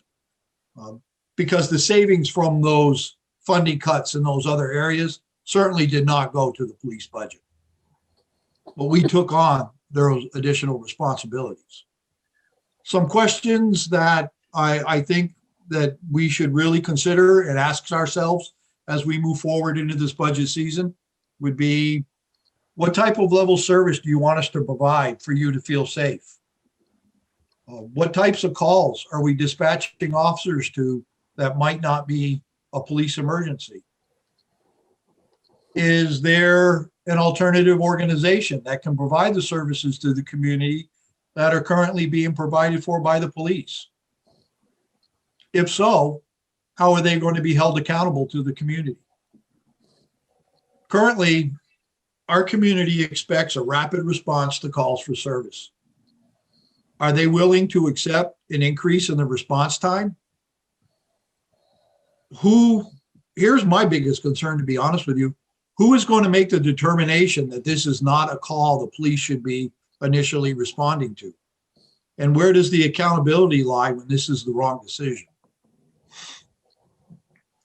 Uniform patrol is considered the backbone of any department. Patrol is generally the most visible and the most available resource in policing and is critical for its successful operations. So from an organizational standpoint, it is important to always have uniform patrol resources available to deal with issues such as proactive enforcement and community policing. Municipalities, large and small, from around the country are wrestling with this very scenario. We're no different. Communities are faced with difficult budgetary decisions and often look at public safety for potential cutbacks. I don't believe anyone wants to cut public safety resources and risk harm to the community. As with us here in Brattleboro, there are numerous communities looking to make the right decisions in the interest of good government. We are going to need your support and the resources to serve you in the manner that you deem necessary. Promoting community policing, embracing systemic reforms, and improving police training, policies, and procedures is going to require both dedicated resources and an enduring commitment from town government, members of the community, and us at the police department. Shifting resources away from the police department will only further reduce our ability to enact the positive change that is required. Now is not the time to further limit our ability in staying connected with the community and providing services to those who are most in need of assistance and protection. By the very nature of our profession, we remain the only entity of government that consistently and constantly responds to every situation where immediate help is needed 24 hours a day, 365 days a year. So collectively, the decisions that you're being asked to make are critical ones, and providing the right level of police staffing is probably the most difficult, important one that you're going to be making during this budget process. That is my greatest concern about this budget process is obviously the staffing. Like I said earlier, we're 6 short, and to get those replacements takes a very, very long time. With that being said, we do have some really good ideas. We do have some things that we want to move forward on and continue to do the good work that we're doing for the community. And with that being said, I would like to turn it over to Captain Kerrigan for to explain all the hard work that he has done in the budget and looking at those programs and making it happen. Any questions from me? Well, Liz. You talked about, thank you, Gunny, for your report. You talked about proactive community activity. Would you consider Project CARE to be such an activity? Yes, I would. Yeah. Thank you. And if you, at some point in this discussion, can you tell us what a full complement of personnel would create in terms of a higher budget? Because right now this budget is, 6 officers down. Actually, I can clarify Yeah. that we budget for the full complement of officers. Oh, I see. In almost every year, we operate with fewer than the full complement of officers, under expend that line item, and over expend the overtime line item. But we budget for what we think would be the appropriate amount of funding if we were operating at the approved staffing level. Right. Well, thank you for explaining that. Okay.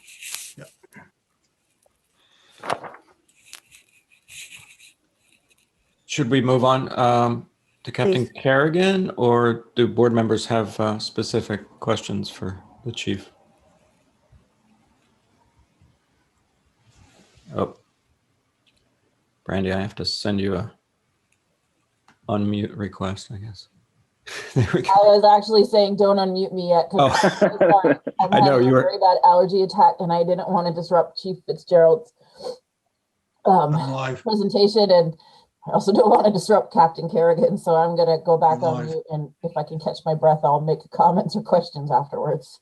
All right, just wave at me if you hang in there. Yeah, I would say, can we circle back with questions to the chief if we need to after Captain Kerrigan goes? Thank you. You're welcome. All right, well, thank you, everyone. Good evening. Now that the chief has talked generally about our budget, about the police department, I'd like to take a few minutes just to draw your attention to some specifics within the budget, some changes this year that you probably have noted yourselves, and I can provide some explanation for those. The first that I'll discuss is on the revenue side of our budget. You may have noticed a pretty significant reduction. I think it might even be 25%. It's a $5,000 reduction to our town ordinance part of the revenue. The reason for that is we lowered it to just more accurately represent what the actual historical average is. In that category, it usually ranges in the $12,000 to $15,000, $16,000 range. So we just wanted to more accurately budget for that. Moving on to expenses, there are a variety of areas that increased and a couple that decreased.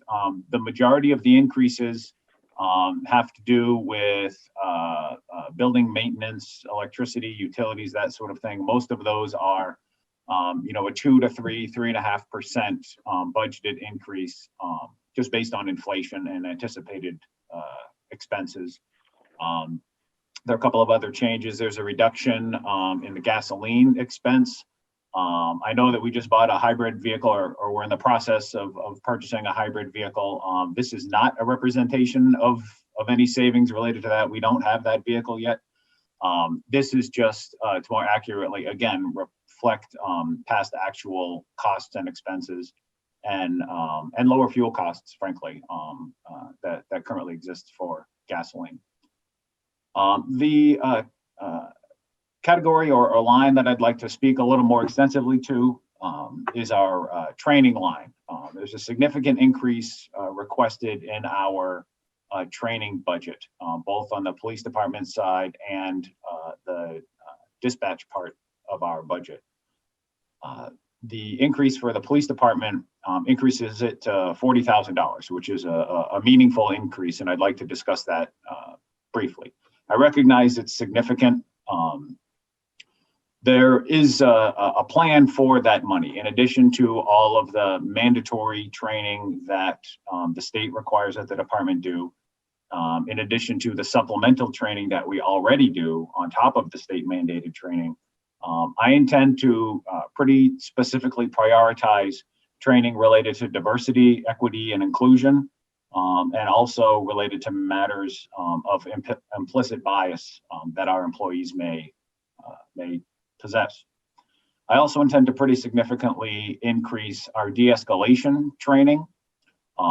We're going to incorporate that, all of the tenets associated with de-escalation training into all aspects of our use of force training. So the entire use of force continuum, all of the training we do is going to involve and incorporate de-escalation training, as well as separate modules that focus specifically and singularly on de-escalation.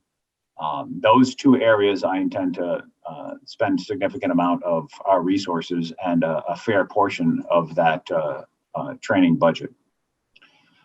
I will say that there has been some talk among academics, activists around the country and here locally, and frankly, even within the police profession, as to whether or not implicit bias and other related training for police officers is at all effective.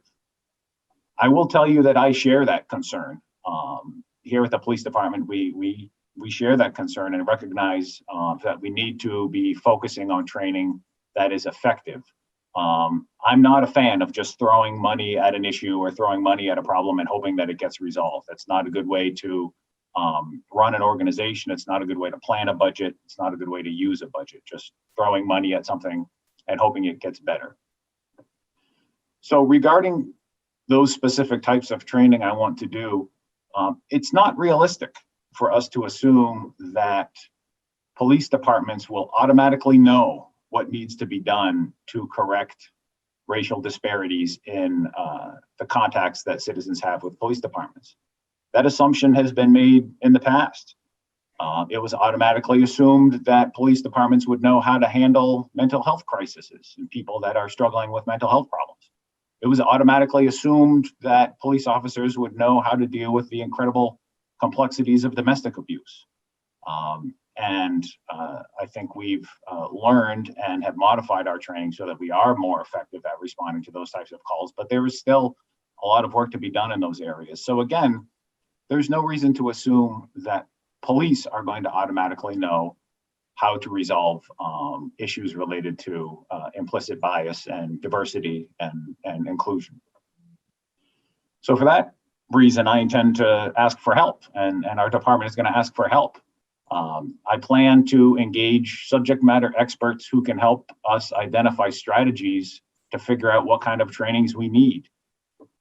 Some of those consultants are pillars of the academic community, involved in universities and conducting some of these studies. Some of them have law enforcement experience. Some of them have lived experience related to interactions with the police. Some of them are as close to home as Vermont or right next door in New Hampshire or New York, and others are as far away as California. As you probably know, quite a few studies, several studies have been done here in Vermont related to the rates at which police interact with certain underrepresented groups.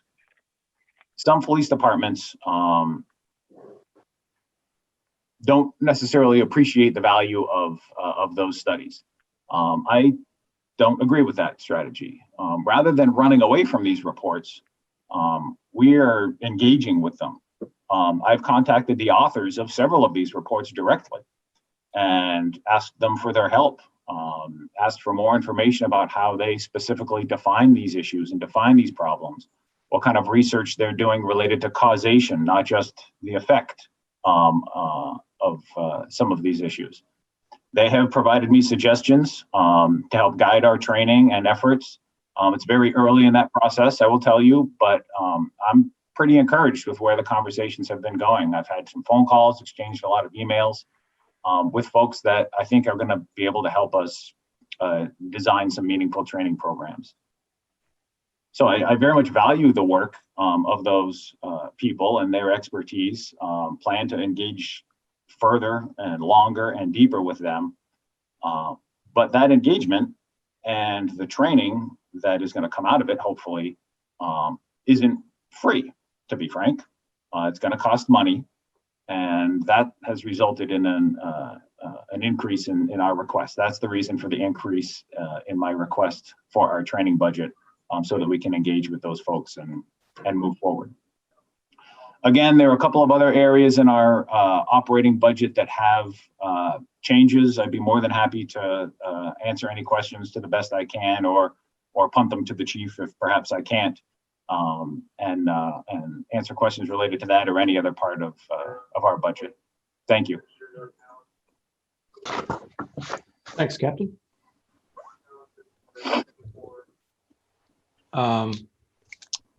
Board members, Brandy, let us know if you need to come back with us. Okay, sounds good. I had a question. Oh, good, Daniel, you've saved me. I saved you from having to go first. Yeah. So thank you both for the presentation and the work on the budget. It would be unfair for me to call the fire department's budget, which was a modest 2.8% increase overall. It would be unfair for me to then lambast the police department when the overall increase is 3%. However, no, I'm not going to lambast, but this budget there's more variation in this. I see some lines going sharply down and some rising sharply up. And, I think earlier this summer when there was talk of, reducing the number of officers in police departments and that kind of thing, much attention was brought to the amount of money that's expended on staff salaries. And so I took a kind of a look at that line, which accounts for 1.6 million dollars pretty much of that budget, right, Peter? I'm not wrong there. Yeah, that's accurate. That's about right.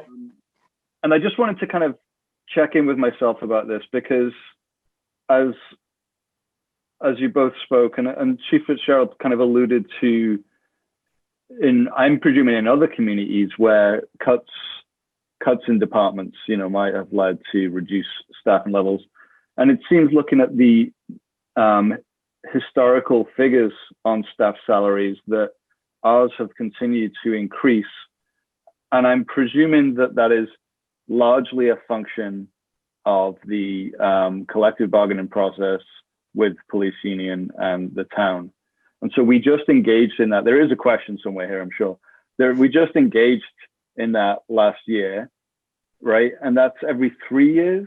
Correct. Okay, so for people who are looking at the budget at home and looking at actual numbers over the last 4 years and then budgeted once for this fiscal year and the next one, they'll see a gradual increase, but they'll see a jump from fiscal year 20 to fiscal year 21. And that's the renegotiation there, is that right? Or is it more nuanced than that? You're almost right. May I explain? Yeah, go for it. That's why I asked. So in the book, the difference between 20 and 21 is particularly pronounced because 20 is actual and 21 is budget. Right. So because we are currently understaffed and chronically understaffed, and so we typically, if you look at the overtime line item that's a couple of lines down from there, Mm-hmm. you can see year after year we spend more money than what is currently budgeted, because that's where we make up the difference. In order for the chief and the captain to make sure that we have appropriate number of officers on the street, the officers that we do have are working extra hours to cover Mm-hmm. the hours that for the 6 slots that we don't have filled at this time. Right. So that's the reason why it's a particularly noticeable jump in between those two columns. But your general point is still well made. And I think it is worth reinforcing as well that in the most recent 2 collective bargaining cycles, the 2016 negotiations and the 2019 negotiations, we recognized that Brattleboro police officers were underpaid. There was a recognition by the select board members in the decisions that were made that it wouldn't just be a sort of cost of living level increase in salaries from one contract to another, but it would be that plus some additional compensation in recognition of adjusting our place in the market. In 2016, I don't know the current data off the top of my head. We're not we're in the middle of a period in between negotiations, but I can tell you when we started this in 2016, we were among the 5 or 6 largest departments in the state, and we were paying at 13th.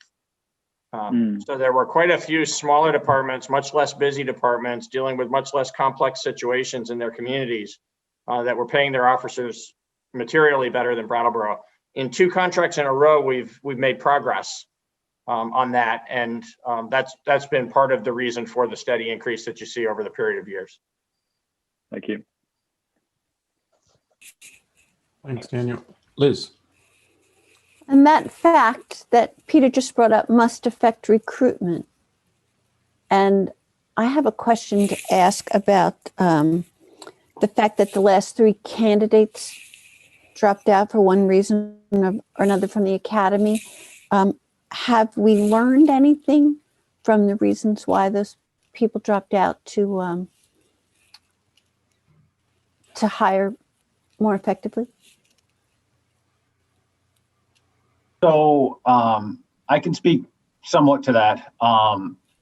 The last few that, and I'm going to walk a little bit of a fine line here because it's, you know, these are former employees. We've learned some information about these folks and whether or not related to the level of commitment to the profession. It can be a challenging profession. Some of the folks were several weeks into the police academy when they decided to leave the position. Others were very, very early into the academy. Some were even shortly before attending the academy. I don't believe anyone explicitly cited pay, if that's what you're referring to. No, just lessons learned. I was just wondering. Okay, sure, certainly. And we incorporate folks who we hire who then don't complete training.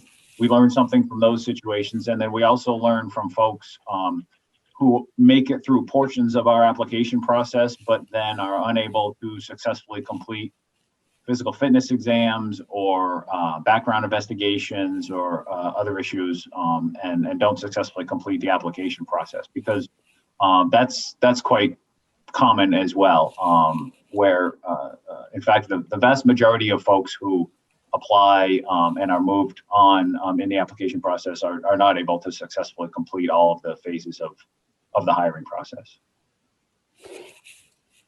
Well, I just wanted to follow up because I appreciate what you and Chief Fitzgerald have said also in the past about just how important it is to find the right character of person for the policing, the compassionate policing that Brattleboro does.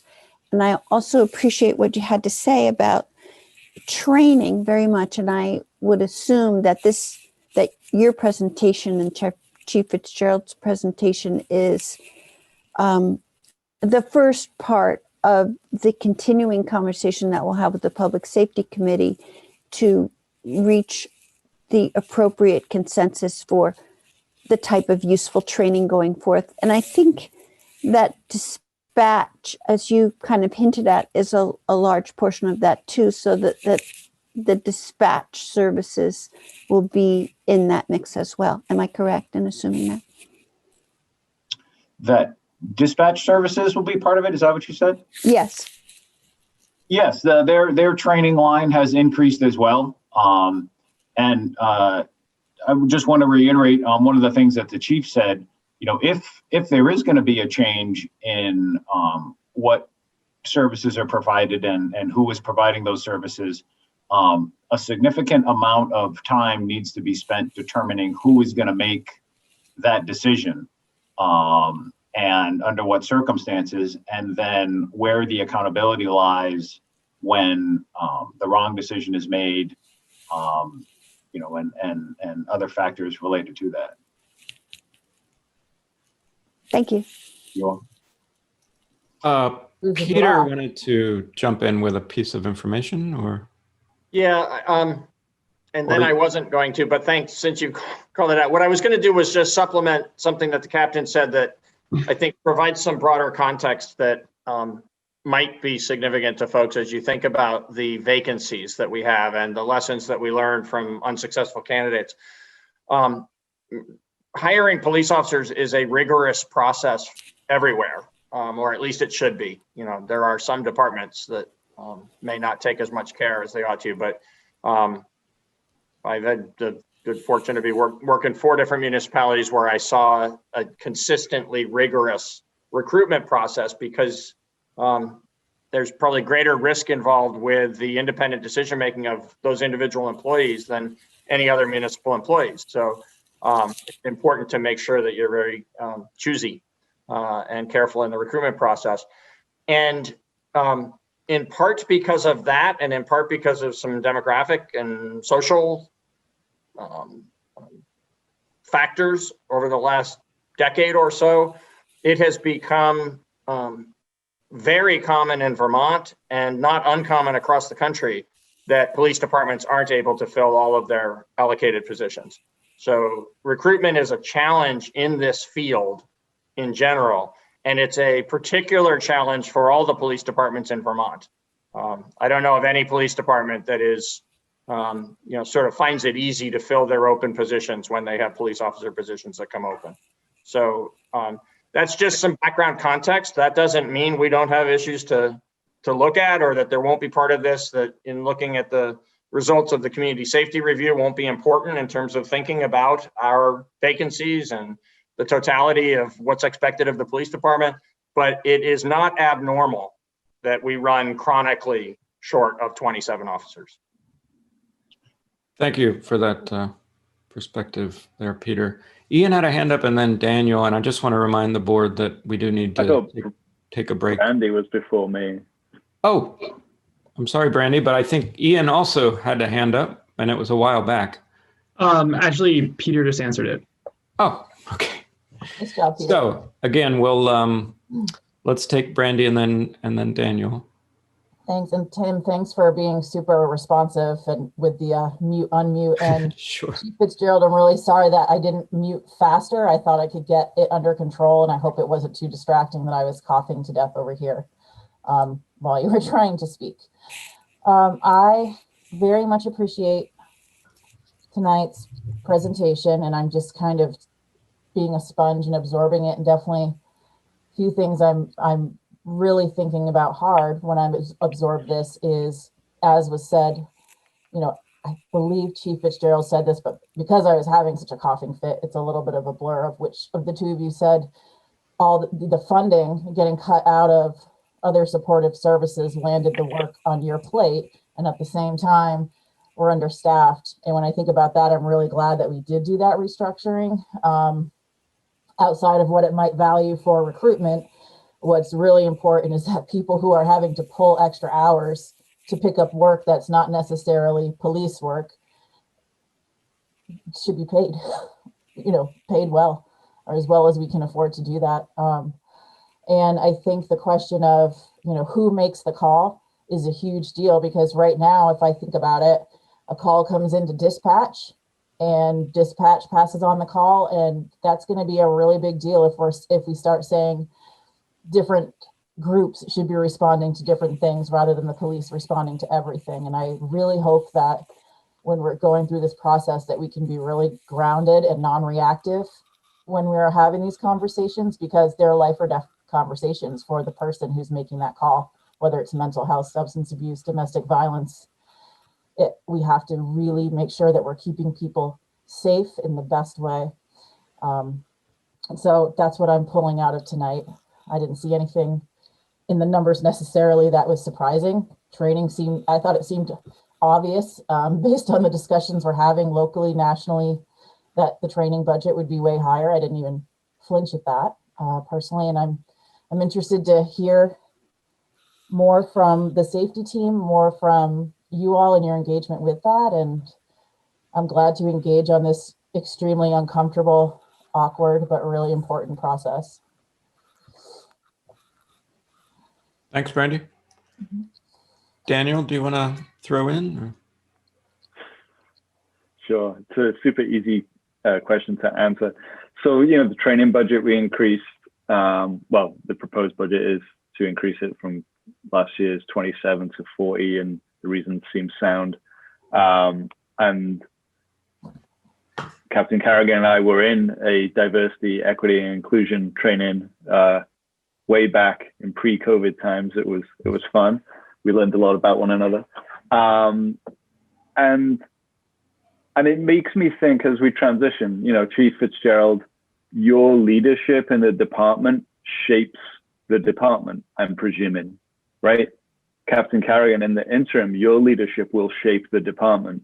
And then what happens moving forward from that will have the biggest impact on officers' abilities to do their job well for the people of the town.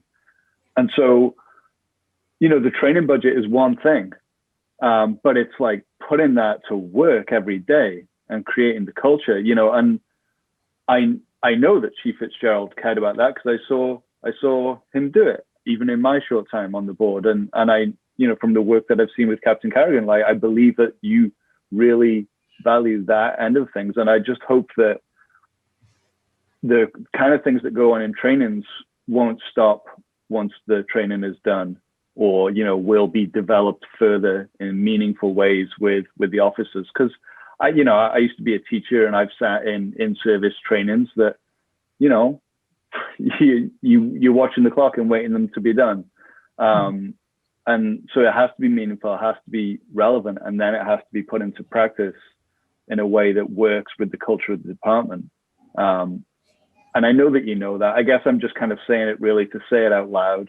And I trust both of your leaderships, and I think that the process that's been ongoing with the community safety review, we've sort of alluded to it a little bit tonight. And, I know we have some sessions coming up in January, and I hope that we can sort of dovetail some of the stuff that we've been having, where we've heard from you both around the police budget and police procedures, and start to bring in some of that other information and find a way forward that works for everybody and that leads to a safe and healthy town. In that spirit, I know we need to take a break. Can I say 2 sentences, maybe even just one? Absolutely. What you've noted, Daniel, about the sessions coming up in January is really important. And we didn't say at the outset of this, but I want to reinforce here. I know we're going to take a break, and then we'll probably have some public comment when we come back. I want to reinforce that we intended this presentation tonight to be the baseline for those conversations. We know those conversations are important. We know they're going to bring in additional perspective and additional information. The budget, as we talked about in the presentation initially of the budget that we brought forward to you back on the first meeting in November, the police department budget that we've prepared at staff level is meant to be what the police department would need for another year of functioning under all the normal expectations, continuing the existing expectations. And we know there's going to be a really important, intense conversation that we're going to have together, the community and the select board and the staff in January, to work from this baseline to see where we may go from there before you're done with your work at the end of the month. Thanks, Peter. Important note, because we were going to talk about that, those upcoming meetings just after this on our agenda tonight. Liz? I was referring to that when I said my remarks earlier. Absolutely. And I'm going to hold a follow-up question for the chief until after our break. So if it's all right, I try to keep as close to 8 o'clock break for our ASL interpreters and our own backsides as well. So let's take a break. Shake, keep that hand up I see there. And fellow board members, you can put down your coffee cups. I still don't know what that means. Whether I should go get coffee for everyone, or do you need fruitcake too? That's gross. No, I love fruitcake. I'm weird. I'm weird that way.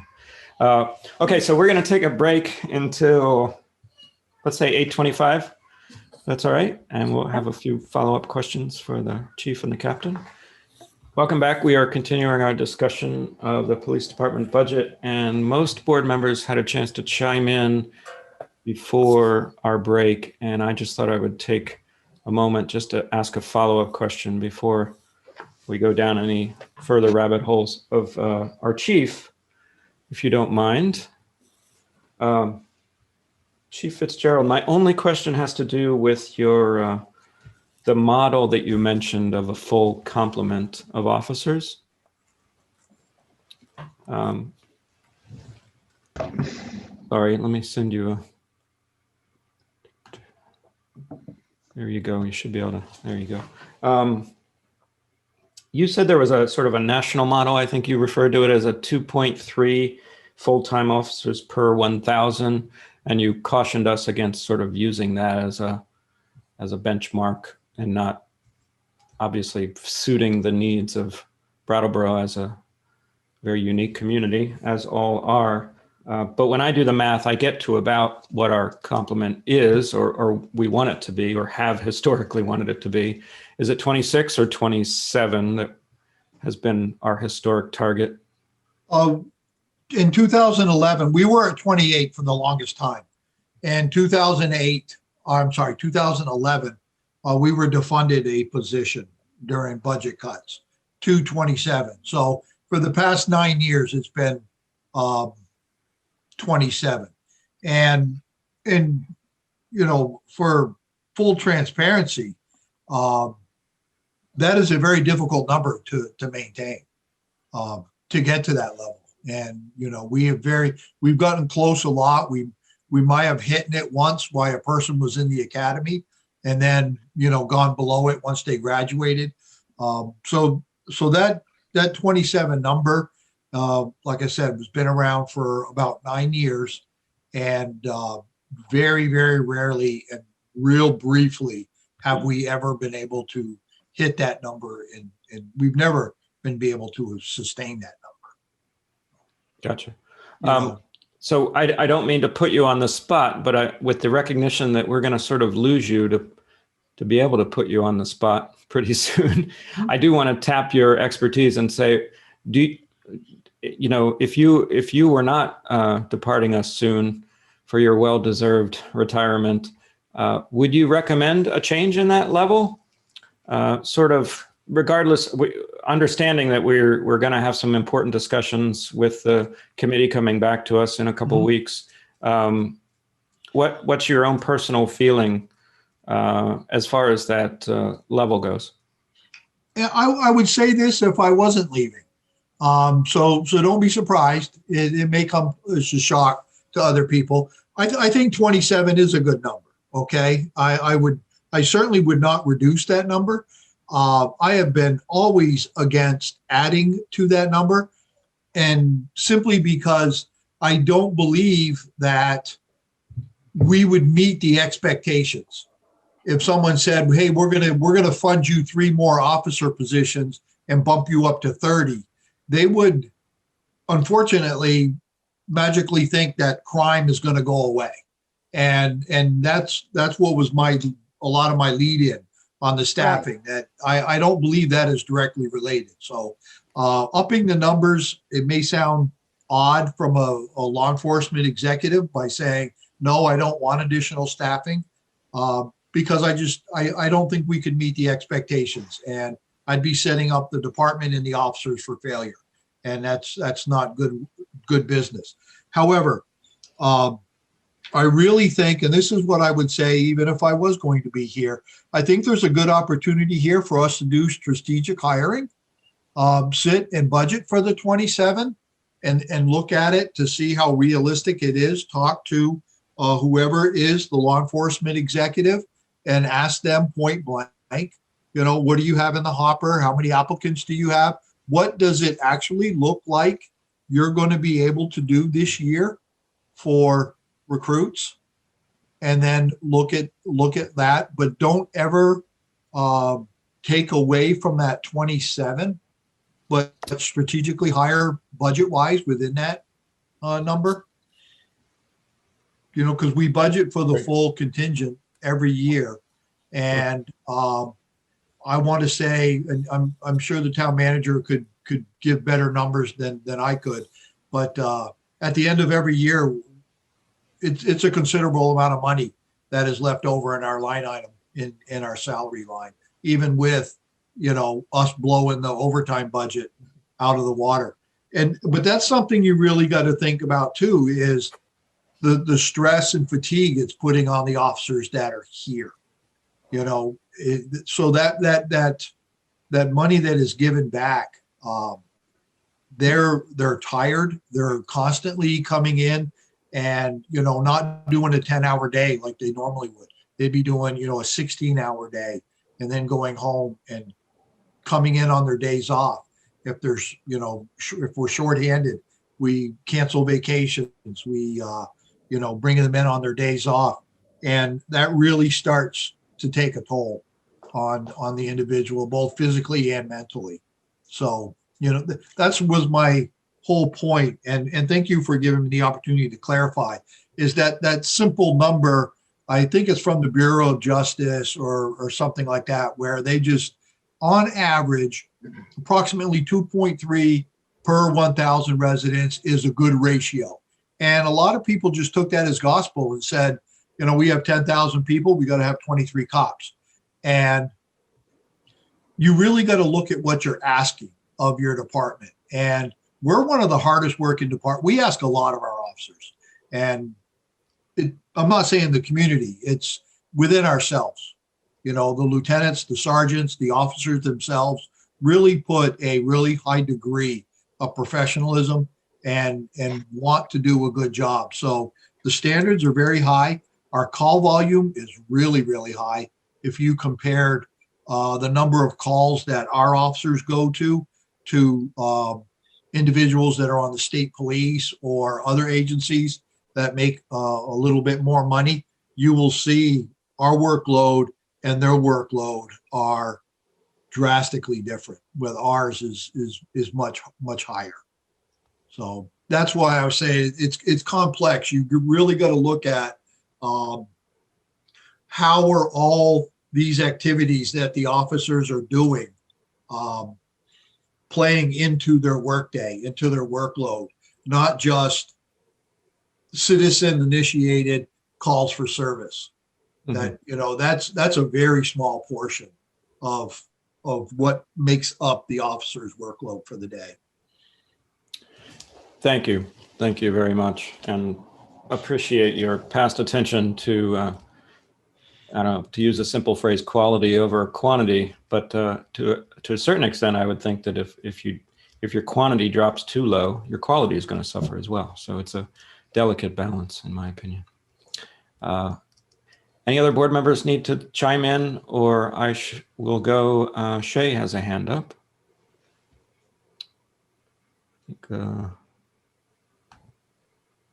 Let's see. Welcome. Can you see me? Yes, we can. My see internet you. is poor. Can you also allow Emily Megas-Russell in, Patrick? Teamwork makes the dream work. Okay. I don't know where. Oh, She should have her hand up. Maybe something. Emily, if you put your hand. These are our facilitators. Just for anybody who's unfamiliar, these are our facilitators for our committee, which we'll be discussing in a few weeks. Welcome. Hi, thanks for having us. Hi.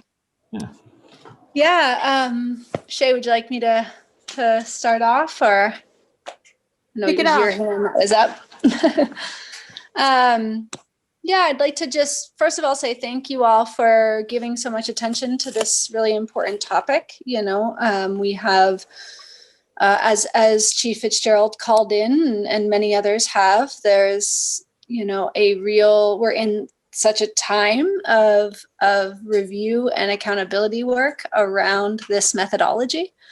And as you all know, and hopefully many members of the public also know, there is currently a process happening in Brattleboro, the community safety review process, with a committee and myself and Shay as facilitators, and so many community members who have participated and responded to the very many opportunities that we've provided for sharing experiences with the police. And I really want to take a moment to honor and appreciate the work that this whole town has done to commit to this part of the work, right? To sort of to hear from our community. So we're really eager and excited to share. We've heard from over 200 people about their experiences. And we've heard from over 25 organizations who are doing social support work in the community. So it's been a mammoth listening effort, and it feels like a very broad, awesome community project. Mm-hmm. Yeah, and you've had a couple of opportunities now to hear from the department and their perspectives and rationale, of course, for the budget and the policies and procedures. And you'll certainly get the chance to hear more from us. And that's sort of what I wanted to ask about is for the public to hear and really for us to hear also the next steps around this community safety project. A big part of, for the community, we'll be submitting a report by December 31st. And, in centering this project, the Select Board has made a commitment to center the voices of those most impacted by the police, right? And I think in hearing from from us and reviewing our report, I think you'll see some areas of real agreement and alignment with what the department's saying, what the chief is saying about, especially like what does the community want from the police, what kinds of response. And there's going to be a lot of areas of divergence too, of the community's experience and the department's experience. So this is going to be a pretty dynamic conversation. I'd love to hear more from the Select Board about the commitment to center the voices of those most impacted that was made with the moving forward with this project, and specifically what that looks like in terms of, I understand the January 5th meeting, there will be some time to talk about the project, but a little bit, I'm just curious about where you all are at, and you can speak as individual Select Board members. You don't have to speak obviously as a body here, but around, the commitment to center the listening, the experiences from our community. Both your commitment and then also logistically what you have in store for scheduled time to hear about the report and discussion on the report. Right. I really appreciated Peter say that, he's been to many of our meetings, as has Captain Kerrigan. So you all know that the amount of time that we need to talk through really complex challenges in the community is vast, and the amount of time that we often have in meetings like this is not always as vast. And I really appreciated hearing Peter say that. And we haven't yet heard from you all about what that is going to look like in January, about what kind of time commitment are you all prepared to spend on addressing sort of a very relevant piece of this conversation. That again, I feel like you've made a good commitment to center some of these experiences that haven't been heard in, not just by you all, but in government spaces very often at all. And so, yeah, open question. What does that look like to you all? I think I'm going to let Peter speak to schedule. We were going to be talking about the schedule of time set aside for reviewing your report. And I'll just say that we certainly have made this commitment, and I'll invite other board members to speak to it if they'd like. Peter, do you want to? Sure. Sort of like we're jumping forward to our next proposed piece, but that's okay, I think. That's fine. So I'll share my expectation, which I believe speaks to the board's commitment as a board. And then if individuals have a different perspective, obviously, they can speak to that. But our intention is that on January 5th, that you two and members of the committee, in whatever form you all decide is the most appropriate way to present, would bring forward your presentation of the findings and recommendations that you're offering to the board. With the report coming out on December 31st, and then the first January Select Board meeting being January 5th, there'll be a little less than a week for folks to have actually read through the report and given some thought to that before they hear the presentation of it. That's perfectly consistent with how most of our work happens in town staff bringing forward information the weekend prior. We distribute on Friday. Meeting happens on Tuesday, and sometimes we need to do follow-up work. Sometimes on a simple topic, it's enough to just get the piece of business done. So on this topic, I don't think anybody has an expectation that it'll be January 5th and it'll all be done. But rather that'll be the time when the conversation moves from, what review of the police department budget looks like in a normal year to what we've all been anticipating this year, that we've gone through the process of looking at what the budget would look like if we weren't going to be adjusting expectations. And now comes the conversation about whether or not we will be substantively adjusting expectations and then potentially the budget. So after that presentation that you would make and the initial discussion that would occur on January 5th, the expectation is that the select board will be meeting every other Tuesday night in January. And by that, I mean every Tuesday night, not every other like usual. So each of the Tuesdays in January will be a select board meeting. We're anticipating that because we're anticipating that there's going to be, need to be some additional hours committed to this topic and to other topics before the board gets to the final meeting in January on what I think is the 26th. The final Tuesday in January, the board will need to make its decision that night about the budget that it will recommend to representative town meeting and about the representative town meeting warning.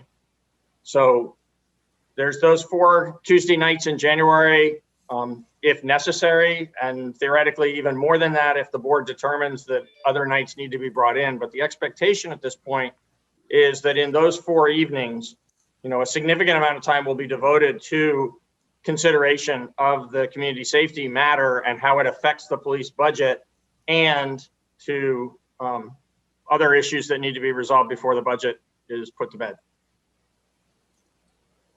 Thank you, Peter. And I'll just add that we have asked staff to sort of keep the routine stuff as much as possible while we still have to run the town down a little bit so that we can make sure we create the space and create the time needed for a good amount of review.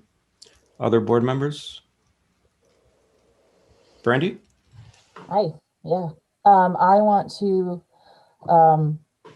unequivocally affirm that I will be 100% committed to centering the voices of the people who spoke with the Community Safety Review Committee. I just want you to know I've renamed you approximately 5 times, and I'm just going to do my best to stick with this last one because it seems to be the one that I've decided that you are called, and it's the one I remember. I'm going to go ahead and just say publicly for the record, and Chief Fitzgerald and Captain Kerrigan, and Peter, this is not a dig or anything on you. It was a concern that came up for me, and my concern was the impact of having 2 presentations, even though one was routine, meaning tonight's scheduled back in November, baseline setting budget, but having 2 police department presentations. I was concerned before these other voices from the Community Safety Review Committee were able to come forward. I was very concerned about the optics of that, about how it kind of looks like business as usual, which is what people in the state and town and country are trying to move away from, and hearing other voices and changing power dynamics. I don't in any way think that Peter, you or Chief Fitzgerald or Captain Kerrigan intended for it to feel like another power imbalance or a business as usual imbalance. But remember, unfortunately, we always have to look at our impact and not our intent. And so I did have serious concerns about that. I've been going through these last 2 presentations feeling kind of nervous around that, but just really just trying to listen and telling myself, I'm not going to make up my mind regardless of who speaks first, right? This is, you spoke on Tuesday, you spoke on Thursday. I'm collecting the information on the same plate, which I'm going to process off that plate. And I hope other board members are doing the same. But I wanted to really put it out there just for when we're looking at how we do our practices going forward, that it felt very uncomfortable to me, and it felt like an imbalance of power, even though I do not in any way believe that that was the intention from the town manager, the captain, or the chief. Thank you, Brandy. You're welcome. Other board members want to chime in? I look forward to reading the report. You know, as Peter pointed out, we get the materials for regular board meetings, well, select board meetings, regular and special, on Friday afternoon. And then we typically, well, I can't speak to others. I typically spend like some number of hours on either Saturday or Sunday with them. And then, you know, if there's more stuff that comes out of it, I might follow up with the staff person, usually Peter, on a Monday. But most of the time, the memos and materials in there kind of speak for themselves. And, you know, there's not a whole lot of stuff that'll come up. This is going to be different. You know, this is not a standard bit of memo from a staff person with a very clear, like, this is why we need to buy this truck kind of thing. And so I expect we'll need more time to digest it. I will do my best, given all of the things that I have in my life, to read it thoroughly and, you know, maybe ask some questions before the first meeting in January. And I hope that, you know, I do hope that our agendas for those early January meetings will be as free of other business as possible, so that we can devote a sufficient time to this work that we have said as a board that we value, right? That we've put money and time behind, and I know that money wasn't enough. And like, I thought about it today. I was thinking about all the work that's gone on, and like, yeah, that was too small a number probably for the amount of work that you and the committee have done. But yeah, I'm committed to digesting that report in the same way that I've been committed to digesting the information, you know, from all of these budget meetings. And then we'll see. I don't know what's in the report. You know, you probably have some ideas. I have no idea. So it's going to be a big surprise for me on New Year's Eve. I probably won't read it then. Yeah, I'm committed to, you know, keeping an open mind, and I hope that we'll have productive meetings in January.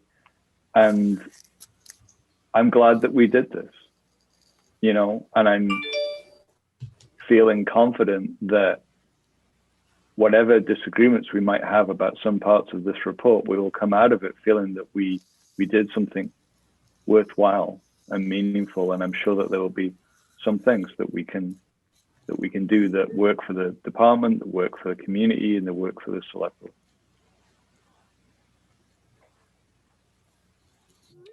Thanks, Daniel. Looks like Shay would like to respond. Unmuted. Possible Yeah. needs an invitation maybe to mute. Yeah, Unmute. yeah, hang on. Thanks. I am not a ASL interpreter of great strength, so thank you for understanding my pantomime. I want to say that I'm really grateful for you all's transparency about that. I think it's really helpful.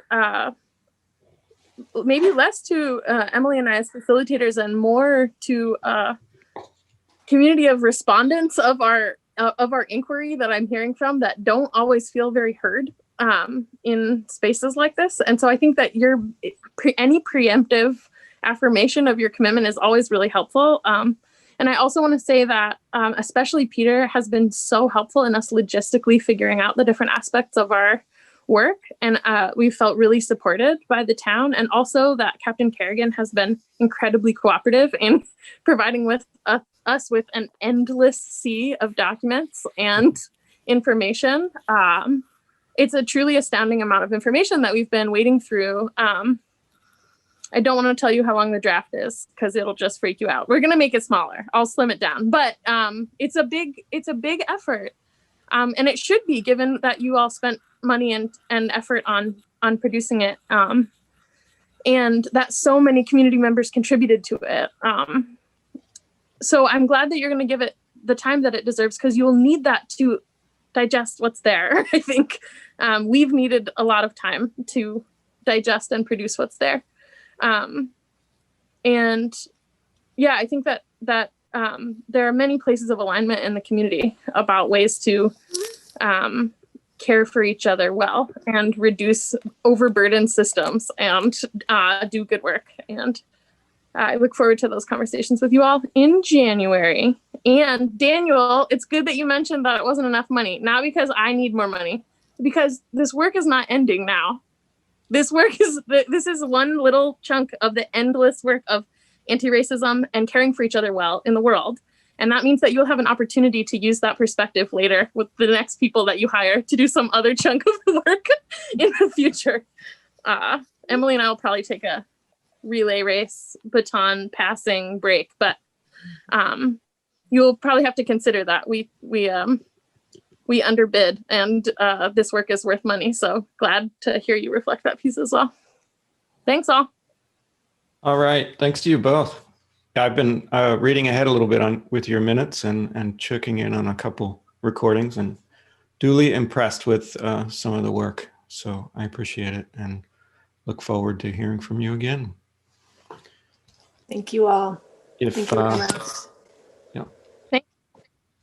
And we have, because we sort of half talked about it already, I'm going to pass it over to Peter. Sure. We do want to chat about all the unfinished business. Yep. For January.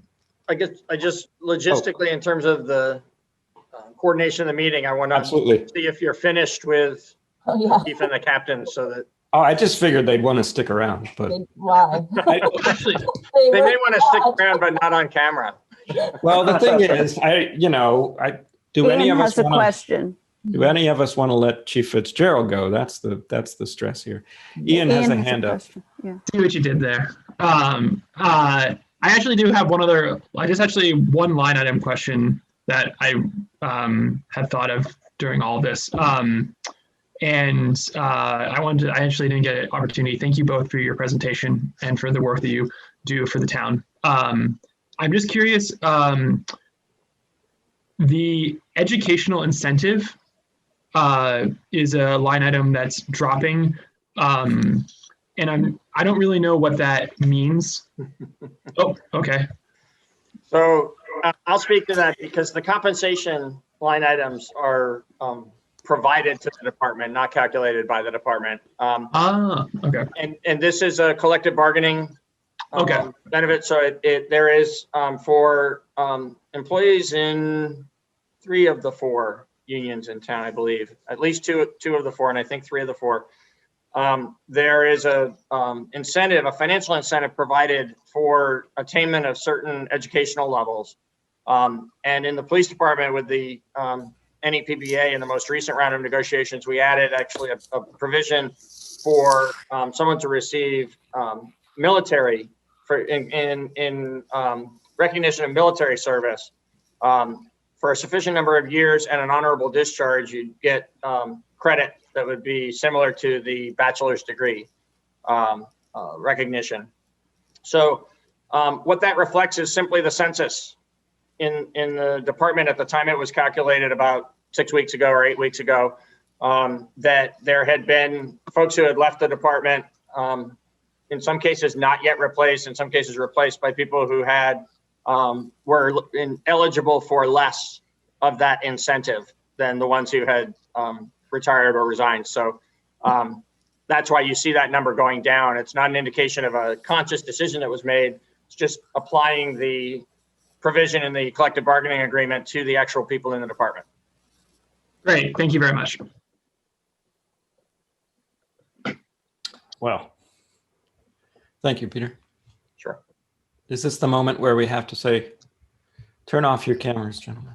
Unless you want to stay. Thank you very much for the presentation and the numbers to both of you. Okay, moving on to unfinished business and the schedule for January. Please. So the unfinished items are, and I'll just for the benefit of the public, note them. I know the select board's well aware of the 4 things that are pending. There is a 5th that I've learned about since last week's select board meeting. That's a very minor item, but I'll mention that as I go through this list. So top priority among the unfinished business is, as we just discussed, hearing the results of the community safety review. And we're anticipating that that'll happen on January 5th. And likewise, that same evening, the Human Services Review Committee would present to you its report and recommendations. You asked during the course of these meetings on the budget to hear directly from the Human Services Review Committee on the recommendation that they're making to representative town meeting. So we need to schedule them for one of those nights. We thought it would be appropriate for you to hear from them also early in December. I think speaking to Daniel's observation about the need to digest and process, and so you'll have heard the presentation on the 5th, probably some initial communication from the community as well. You'll have your own initial thoughts, but since we're anticipating that the community safety discussion is going to continue on through the month, we thought it would be appropriate. Staff, I want to say we in this case is staff's recommendation to the board, is that you also hear from Human Services Review Committee on that first Tuesday night in January, because that probably you can do in one sitting. And so then when you're digging deeper into the community safety issues later in the month, we'll try to keep agendas. There's other items that need to be addressed. And so we thought that it would be probably appropriate to hear from both of those committees on the first night. Again, this is subject to whatever direction y'all might provide and final decisions by Tim and Liz regarding each of those agendas. But the other two items that we knew were still pending is additional public input regarding the select board salaries and receiving additional information from staff regarding the paving program. You made some specific requests and sort of generally, give us more information about what it takes to conduct that paving program and what it would take financially to be more aggressive with that and keep the streets in better condition. So we'll be providing additional information about that. The fifth pending item that we didn't know about last week, but it has popped up this week. I think it's going to be a very light lift for you.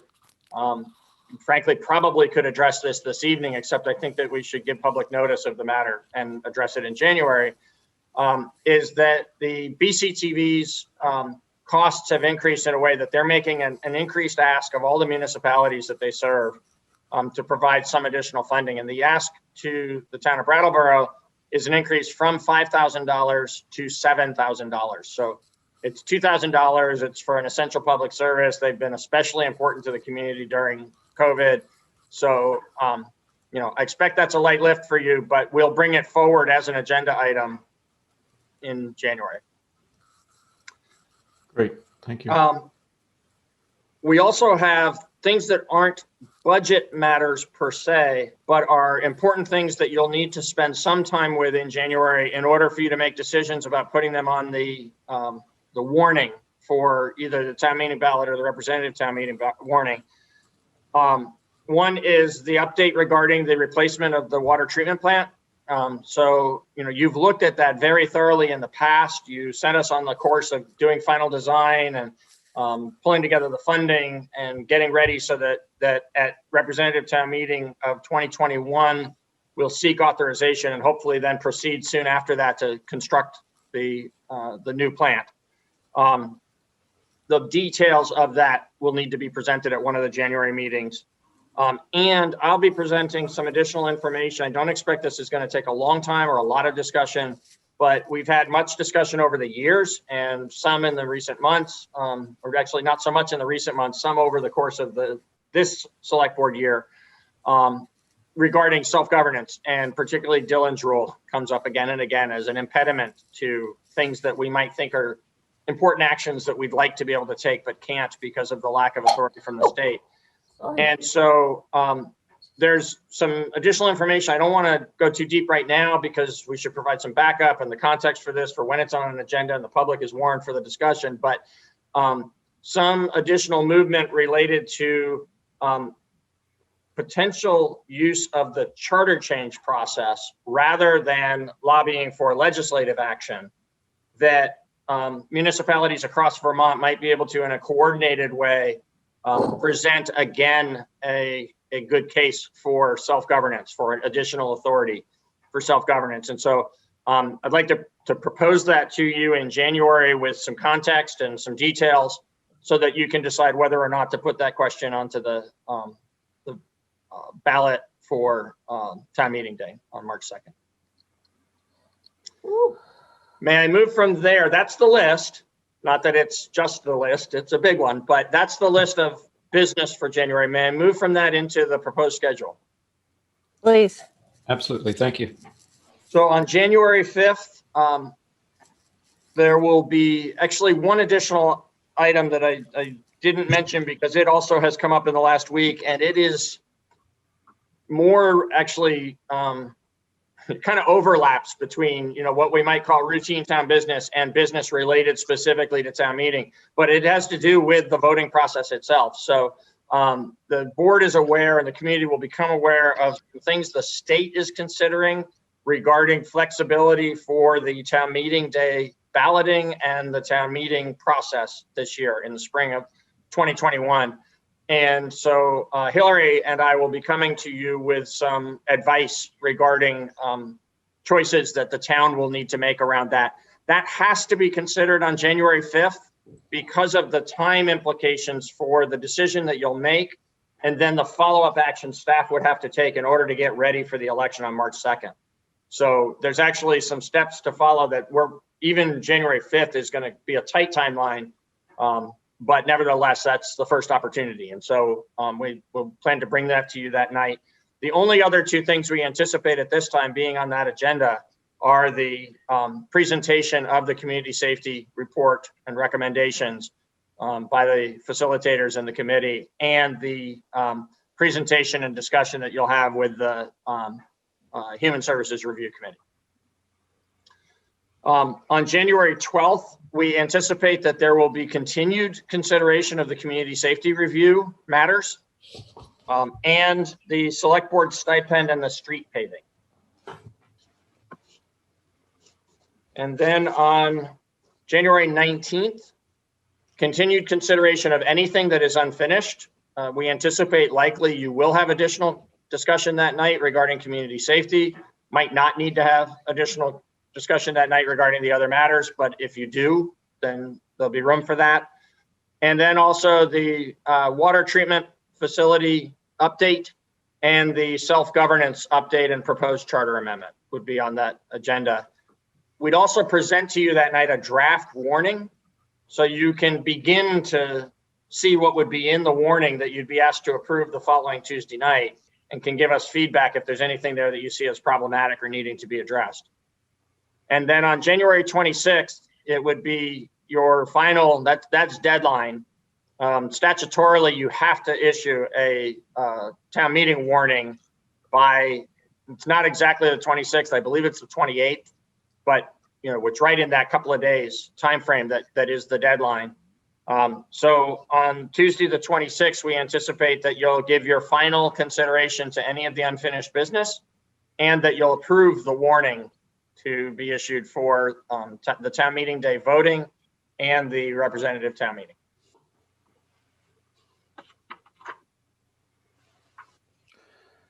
Excellent. And Peter, I think there's one phrase you haven't used yet. Is there anything else? Is there anything else? Is there anything that I've missed regarding the unfinished business that we should be taking into account for this January? What was that, Brandy? I said, God, I hope not. This is bordering on mentally unsustainable, but I think it's going to be okay.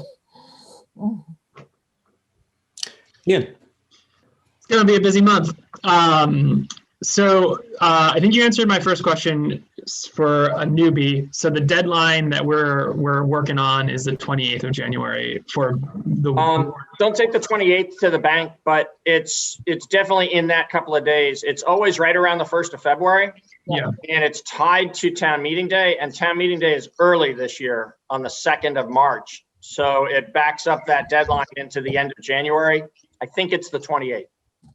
Okay, and then the second question, without getting into the details, the agenda item that's going to be on for the 5th that you and Hillary are going to present on. Yes. Is that going to be something that the board is deciding, or that the Board of Civil Authority is deciding? That's a really good question. I believe that, Well, let me actually not guess at it. It is something that requires your consideration. I don't know that you have the final authority to make the decision. We will be really clear in presenting the backup information on that item as to who has the authority to make the decision. And since we've gone this deep, let me take the mystery out of it and tell the public that the topic that night will be whether to follow the practice that was used for the November election by sending a mailed ballot to every registered voter, or whether to follow the process that was used for the August primary, in which people were encouraged to ask for an absentee ballot, and most people did, but there was also the opportunity for folks to vote in person and not have a ballot mailed to them. That Hillary will provide the information you need for you to consider it that night, and we'll be clear in that memorandum whether it's your decision to make or just to weigh in on. Okay, thank you very much. Sure. And the public will, along with us, get that report. Absolutely. It'll go out on the 31st. On the 31st, okay. So I was looking Thursday at the 31st in preparation for the meeting on the 5th. Yep. Wow, okay. That note, let's go to bed. You can be well rested. I think that was Brandy's version of a motion to adjourn. I would move to adjourn this meeting. Okay, is everybody okay with that? Yes.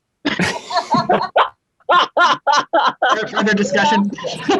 No, I just want to make sure. I saw a face I couldn't quite interpret on Daniel. I was just making sure that his questions were answered. But you caught me multitasking. I was looking at election information. That's why I had that place. Okay, so Brandy has made a motion to adjourn. All those in favor, board members, raise your hand, say aye. Aye. 5-0. Thank you to everyone involved today, everybody watching. Happy holidays, everybody. BCTV, Happy holidays. Be safe.